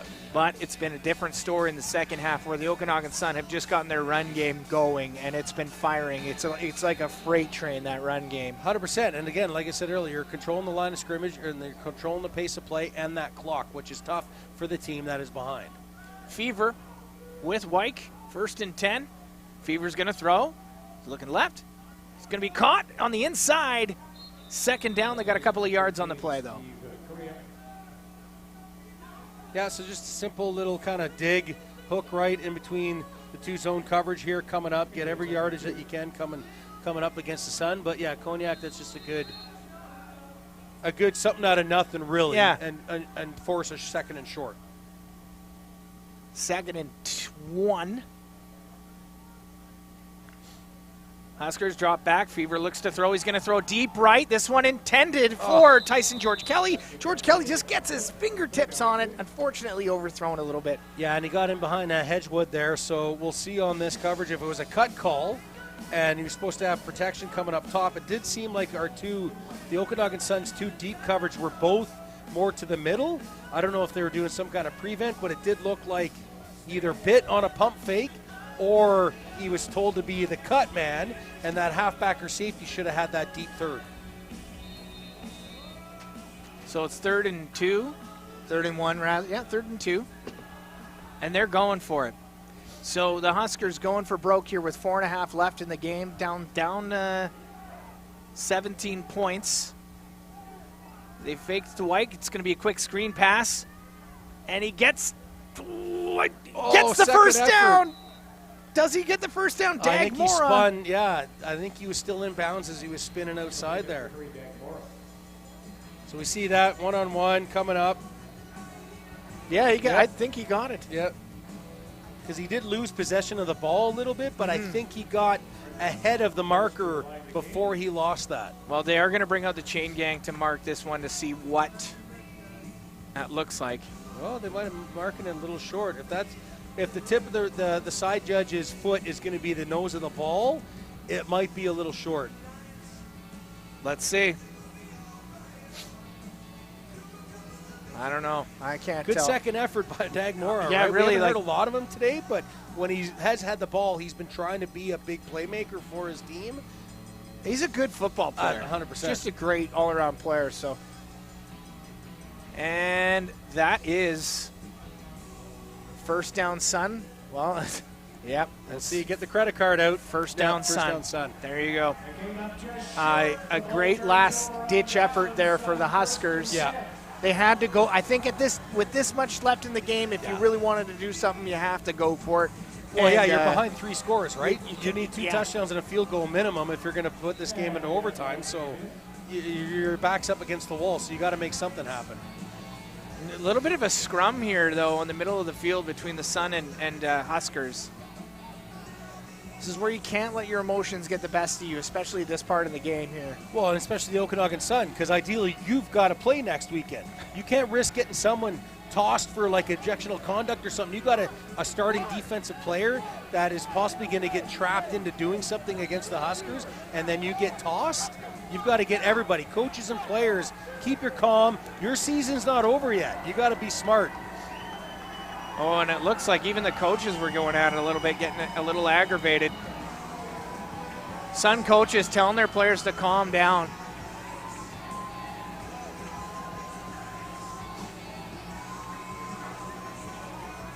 Can you, wonder if these people, I'm going to listen to this crowd here at the Apple Bowl. It actually just got quiet. It got quiet as soon as I did it. Yeah, of course. Yeah, of course. Just an electric atmosphere here, but there's going to be a few penalties thrown down. It was just quite the scrum in the middle of the field there. And yeah, I can't help but let your emotions get the best of you in these moments. Of course, here, for sure. The adrenaline's pumping. You know, you're trying to win this game. You're trying to come back from behind if you're the Huskers. So sure, things are going to happen. But when you're the home team, leading team, and you're trying to live to play another day, you can't afford to get sucked into this. You know, this after. Whistle shenanigans and stuff. You got to keep your cool, walk away no matter what anyone says to you. Get into the huddle or get off the field and line up for the next series. So the refs are handing out penalties here. Let's see what they say. I think the refs are still struggling to figure out how many penalties were on this. My guess is there's multiple on each side, but we'll see how they're going to tilt this. We're just waiting to see. 4:20 left in the ball game. Sun lead 33-16. The Huskers just went to go for it on third down. They couldn't quite convert. And now there was a bit of a scrum in the middle of the field here. So while the refs are discussing this, just want to say thanks for coming out, fans at the Apple Bowl. If you're listening on AM 1150, we love hanging out with you. We love talking to you after the game. If you're listening to or watching us on TELUS, thank you. Objectional conduct, 74 Sun. Objectional conduct, 74 Sun. Objectional conduct, Sun bench. 30 yards from first down the Sun. So two on Cunningham, who is the offensive outstanding rookie for the conference, and then also on the bench. So, yeah, as we said at the start of the game, the Okanagan Sun can't be giving up this kind of yardage on silly penalties. And regardless of what anyone says or does to you in a white jersey, you've got to take the higher road, especially in the playoffs, right? If this is week 2, okay, it's one thing to risk getting penalties and even getting tossed where it's going to affect you for the next game, but this is the semifinals, man. You can't afford to do any of this kind of stuff. No, you really can't. This isn't the time for that kind of behavior either. The last thing you want is to lose a starting linebacker, going up against the Rebels next week. Or your outstanding rookie O-lineman. Yeah, exactly, right? Cunningham. Yeah. Well, he's a rookie. You know what? Let's give him the benefit of the doubt.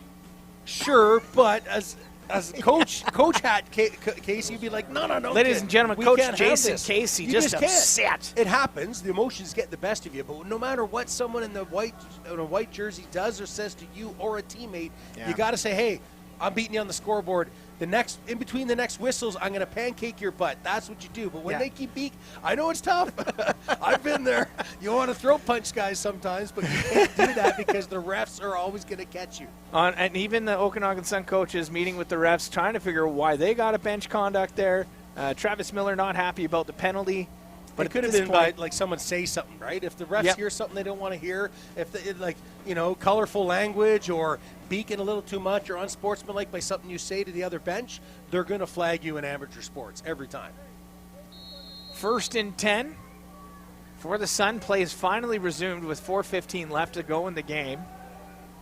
They're going to keep Noah and Weiberg here in the backfield. Noah keeps it. He's going to run up the gut. He's stuffed. And so that's just the rookie Maston there. I think he might, whether it was a blitz call or he's told when they see this formation, he comes knifing through here right away. So that's the rookie Maston beating Weiberg to the punch and wrapping up Noah. And Ben Vanderwerf, Jeff Vanderwerf there, a little slow to get Huskers up. So we're going to take a quick timeout again. 3:48 left in the game. Huskers just took a timeout. We're going to take 30 seconds here. It's Okanagan Sun football on AM 1150 for Stober Group.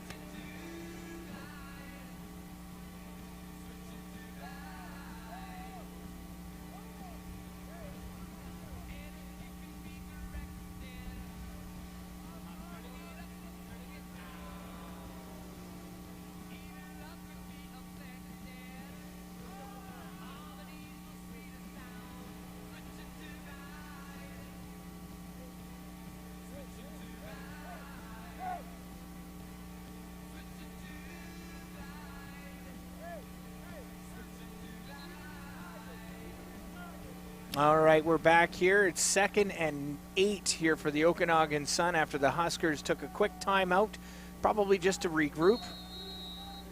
We've got Noah in as the lone back behind Hunter Norman. Norman looks to throw. He's under pressure, and he's going to take a sack. Jaden Klassen. All-star linebacker. Haven't said his name all day, but there he is. You can't leave him unblocked. No. Yeah, it's an all-star linebacker coming off the edge. You know he's going to beat you to the punch. And that was Flynn in there as well. So you got 2 all-star caliber defensive players beating in there. Just pinning their ears back and make it 2nd and long, so why not try and force the Sun, right? 100% great call. It just is likely going to be a little too late. 3:37 left on the clock. The Okanagan Sun are back to boot this one. Grady Hay, we've said his name a lot today.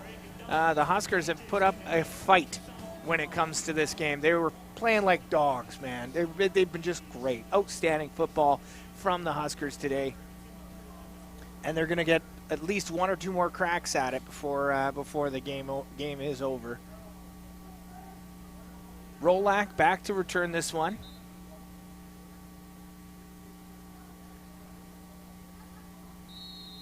Third down for the Sun. Hay back to punt. He boots it deep down Nice kick. past Rolak, and it goes out of bounds at Nice the 21. kick. Really nice boot. Yeah.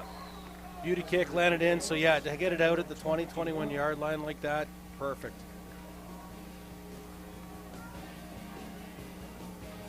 And it looks like Fever's going to stay in at QB. Why not? For what little he's played, he's done a great job. He has. As soon as they made the QB change, he went in there and scored on a drive, and he threw 2-3 great throws. So. Absolutely. Cold off the bench. Oh, Yeah. and that's not easy. Not that I would know. I was never a QB. Fever and Wyke in the backfield. Fever looks to throw. He's going to throw it right up the middle. Ooh, just in the tips of Steve Konyak's hands there. Yeah, and just over the outstretched hands, I think that was Rudetsky there. Mm-hmm. That was just kind of diving in his zone middle there, trying to get Brudneski, just over his outstretched hands, trying to get that tip ball, but Fever trying to make something happen and trying to stretch that ball, try and make sure that all your passes are getting to first down yardage, if not deeper, because you're behind the 8 ball when it comes to the clock management right now. But again, the Sun are just going to play disciplined zone and make you try and get in front of them and make them miss. 2nd and 10. Fever alone in the backfield. Wyke going in at wide receiver. Wyke is open, but he's going to throw it deep. That's caught by Tyson George Kelly, and he catches it and goes out of bounds at the 55. Nice route. I really like this. So that's George Kelly coming out on. So he's going to be the number 2 receiver. But what happens is he doesn't get jammed by the halfback enough. So when you're playing your zone as a halfback, if someone crosses your face, you want to jam them and make them get off stride. Yeah. And that's not what happened. And Fever was able to hit him in full stride. And they've been trying to do that hookup all day long, and finally it works. 1st and 10 on the 55. 2:46 left in the game. Fever looks to throw. It's going to be to George Kelly again. He's stopped after getting 5 yards. 2nd down.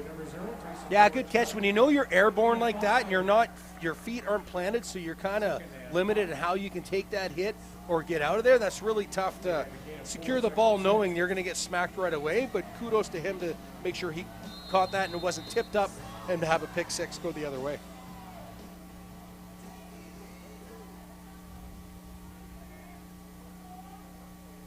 All right, 2nd and 6 on the 51. They've made it to Sun territory with this drive. Fever looks to throw. He's going to throw it down the middle.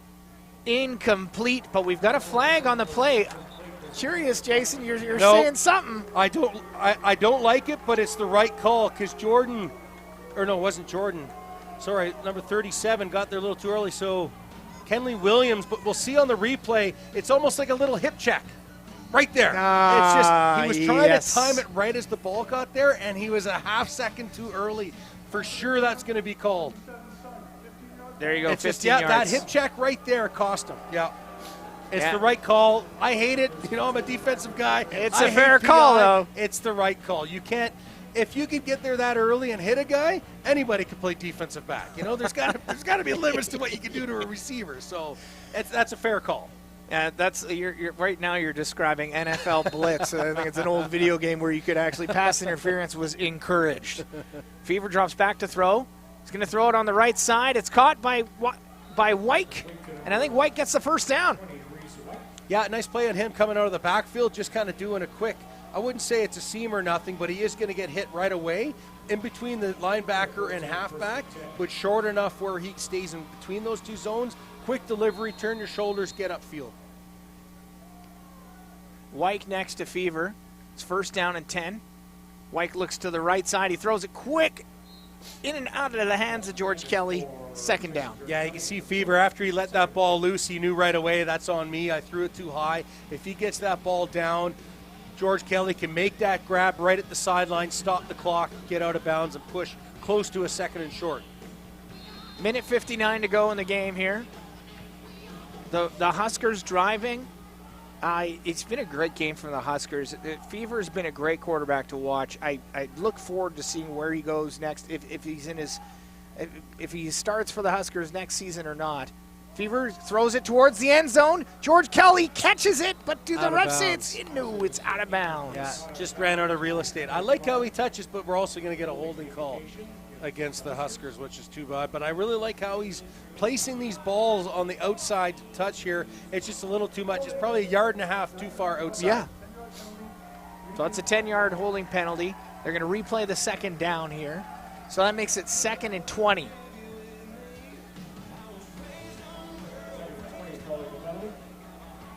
Game winding down here with 1:54 to go. Again, thanks for joining us on the broadcast this afternoon. My name's Stephen Kepler. With me is Coach, former head coach Jason Casey. Just call him Coach. I've been called worse. I was waiting for that. I was waiting for some sort of a comment. Fever looks to throw. He's throwing deep down the middle. Nobody near it. Incomplete. Yeah, just incidental contact there. So the receiver's looking back at the deep judge there to see if he's going to call some kind of flag, but they're both just kind of going after the ball. Corner's picking him up, going into that deep third. They're both entitled to go after the ball. Ended up being probably considered uncatchable, so good non-call in that situation by the referees. Yeah. So that makes it 3rd down. They're going to go for it. And let's see if they throw another trick play at the Okanagan Sun here. I mean, 3rd and 20. Why not? You got nothing to lose. Nothing to lose. This could be the last offensive play of the year for these guys. Fever's calling audibles. He's talking to George Kelly. He looks right. He's throwing it deep to George Kelly. Incomplete. Well defended from Michael Jordan. Yeah, that's good position by Jordan, just staying between the receiver and the quarterback. He knew this deep ball was coming. He had no other threat. You're the deep coverage guy. You've got no other threat. Stay right there, stay right there. Watch the ball come through. Make that receiver have to go through you to get to that ball. That was really, really good coverage by Jordan. And, yeah, I think it was just too obvious that they were going to George Kelly because he was calling the audible, looking right at him, and you could see go seam. Yeah, use that as a decoy maybe. You're looking weak because you got 4 receivers. Maybe you can get like a hook and go or some kind of even like a pick play or something on that 4 receiver side. But, yeah, the Sun were just head and shoulders above the Huskers for a 4-quarter game this afternoon. Yeah, really. 1:37 to go. Hunter Norman staying at QB. He's playing the full game. He's going to keep. He's going to run up the middle. You don't want to see him get hit like that. And that looked like it was they didn't know what side he was going to Weiberg. Yeah, I'm not sure. Yeah, this is a little bit of miscommunication for sure. Weiberg and his quarterback not gelling on that play, but yeah, just get down. You know, Okanagan Sun coaches are going to be telling Norman, a situation like that, just get down. This is garbage time right now. It's not like it's a tie game. You're not close. You're not behind. Just, you know, just kind of slide. You don't want to see take a hit. You don't want to see your starting quarterback get hurt at all. And making, you know, 1:18 to go. They give this one to Ethan Marshall. Marshall runs on the outside before going out of bounds.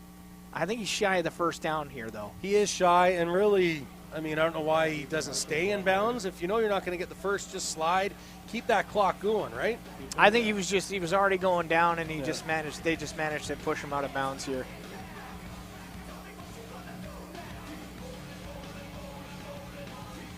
Limp Bizkit being played here at the Apple Bowl. Haven't heard this group in probably 20 years for me. 3rd down. The Okanagan Sun, are they going for it? It's 1:08 left in the game here. 3rd and 4. They're on the Huskers 38. Calling for punt. Yeah, they called for punt team. Okay, so they are going to call punt.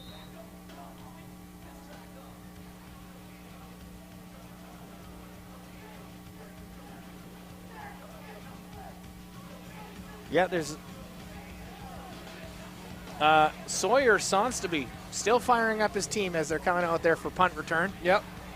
He wants to play. He plays to win. Still have a job to do. Good for. I like that. I really like that. I mean, same with Prince George a few weeks ago against the Okanagan Sun. When the game was out of hand, they stayed in it. They still tried their best. They still worked at it. And I think it's a good thing to see.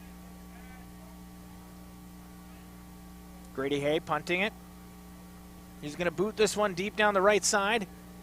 Rolak returning this one at the 25. He's at the 30. Gets inside before being taken down at the 35-yard line. Yeah, nice return, pushing 10 yards on that. Grayson Statham with the tackle. Not to be confused with Jason Statham. Well, maybe he is. Maybe we don't know. Maybe that's just a pseudonym. Is that right? 55 seconds left to go in the fourth quarter. The Okanagan Sun leading 33-16. Looks like they're going to book their ticket to the Colin Cup, which will be next weekend, depending on who wins between Langley and the Rebels. But likely the Rebels. They've been the top of the league all year with T. Jesse passing. And that means they would likely have to go to Victoria to face off against the Rebels. Fever drops back. He's just going to toss this one over the heads of the O-line. It's caught. Gets about 6 yards on the play. Jawad Harb. Yeah, not a bad setup. I think the O-line just got ahead of themselves on this. So, you check real quick, let the D-line get through. But I think they went before they heard a go call. If they were a little closer to the receiver on that play, they probably turned that into a first down. Yeah. But it'll be 2nd and 3. Looks like the player has a cramp on the far side for the Yep. Sun. And we're going to take, we're going to stay with you here. I can't tell how long this break will be, this timeout will be. 48 seconds left in the game. We're going to take a 30-second timeout. It's Okanagan Sun football on AM 1150 for JDS Mining.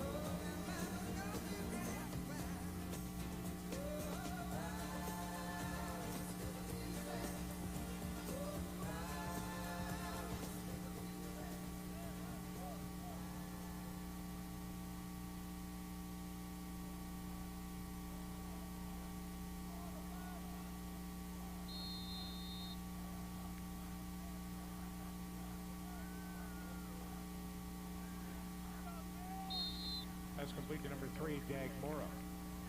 Nice catch.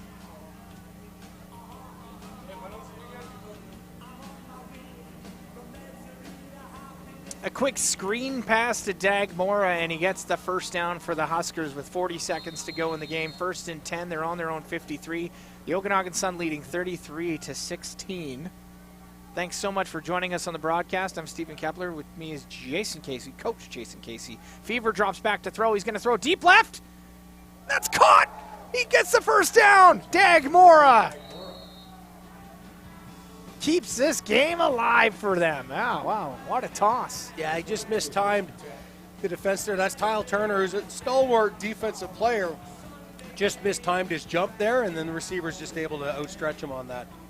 But good throw by Fever, man. That ball was in the air for a while, so Turner just mistimed that jump. 1st and 10 for the Huskers. 15 seconds left in the game. Could be the last play. Fever drops back. He is sacked! Oh, that's tough. When you see pressure from one side and you're anticipating that you're going to be able to roll out. Gerlib just ate him for lunch there, Gerlib was there, yeah. So you got blitz from both sides. He's going to turn away from the strong side pressure, thinking he could roll out weak, and then thank you very much. The defensive weak side pressure is right there. Should for say easy sack. Kudos to Michaud as well. Both Gerlib and Michaud just fired right through that line, and you couldn't do anything on that play. No. Okay, the clock's at 0, so this will be the last play of the game. Fever drops back to throw. He's looking right. He's going to throw deep, and that is caught and out of bounds. Nice over-the-shoulder catch by Luke Rodriguez. Yep. And that is the game, ladies and gentlemen. The Okanagan Sun have booked their ticket to the Cullen Cup final. 33-16 for the Okanagan Sun. We're going to have to head over to the Canucks game here. on AM 1150. But before we go, player of the game for you, Jason. I'm going to give it to Norman. Yeah. Young kid starting his first game that we've seen, especially a playoff game at home. Looked like little jitters, like you said at the start of the game, but he was able to keep his composure for the run game and deliver some nice balls in that kind of from the second half of the second quarter onwards. I'm going to give it to both LL Noah and Aiden Weinberg. I thought they played a great tandem in the second. Yeah, you know what? It is a cop-out, Jason, but it's the right call. I'll give All it right, to you. thanks so much for joining us on the broadcast. The Okanagan Sun will likely be taking on the Rebels next week, but we won't know until that game finishes up. So thank you again for joining us on AM 1150 and on TELUS TV. Thank you so much.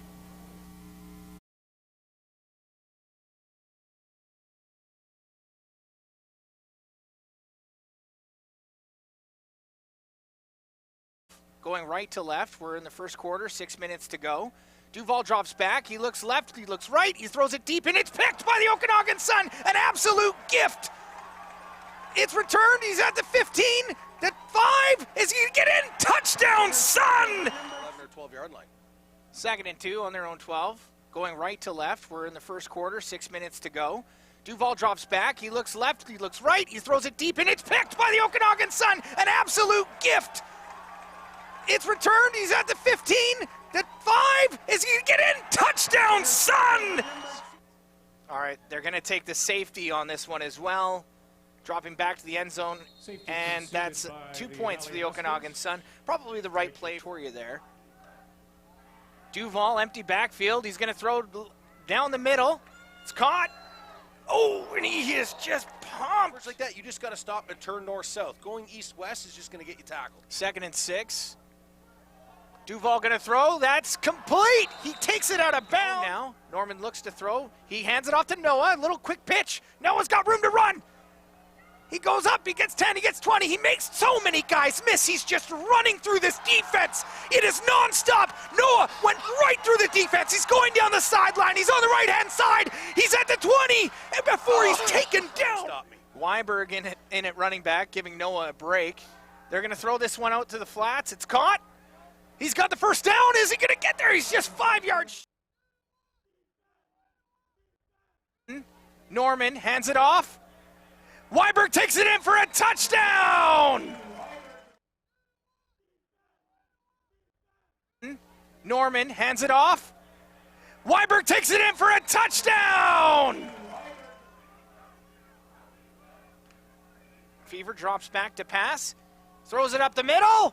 That's caught! Whoa! After getting... Fever drops back to pass. Throws it up the middle. That's caught! Whoa! After getting... Fever drops back to pass. He looks left. He's going to throw deep left. That's caught! No. Fever drops back to pass. He looks left. He's going to throw deep left. That's caught! No. Down 16-2. Fever drops back to throw. He throws it down the left side. It's a touchdown for the... Down 16-2.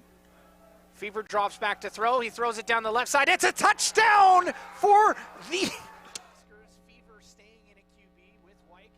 Fever alone. He looks to throw. He's going to throw deep left. That's picked by the Okanagan Sun! Pass is intercepted. Norman drops back. He looks left. He looks right. He's going to throw it to Weiberg. Weiberg with a screen. Weiberg has room to run. He gets the first down. He's still moving up the middle. Taken down at the 22. Atwood back to kick. The kick is up, and it is good. So the Okanagan Sun go up. Inside or outside? Norman gives it to Weiberg again. Weiberg runs on the outside. He has room to run. He's got the 40 down to the 35. Inside or outside? Norman gives it to Weiberg again. Weiberg runs on the outside. He has room to run. He's got the 40 down to the 35. In the backfield, Norman gives it to Noah. Noah runs outside. He's got room. He gets a touchdown! So how clever is that by the Okanagan Sun? They've run pretty much the exact same play In the backfield, Norman gives it to Noah. Noah runs outside. He's got room. He gets a touchdown! So how clever is that by the Okanagan Sun? They've run pretty much the exact same play. Fakes to go for it. The Suns stop Wyke. Wyke keeps going. He's trying to get it in the end zone. What are the refs going to call it? Wow. Touchdown to go for it. The Suns stop Wyke. Wyke keeps going. He's trying to get it in the end zone. What are the refs going to call it? Wow. Touchdown. 5 yards to go. 5:50 to go in the game. They give it to Weiberg. Weiberg takes it in for a touchdown. And that's just 5 yards to go. 5:50 to go in the game. They give it to Weiberg. Weiberg takes it in for a touchdown. And that's just for the Huskers. 15 seconds left in the game. Could be the last play. Fever drops back. He is sacked. Oh, that's boy. tough.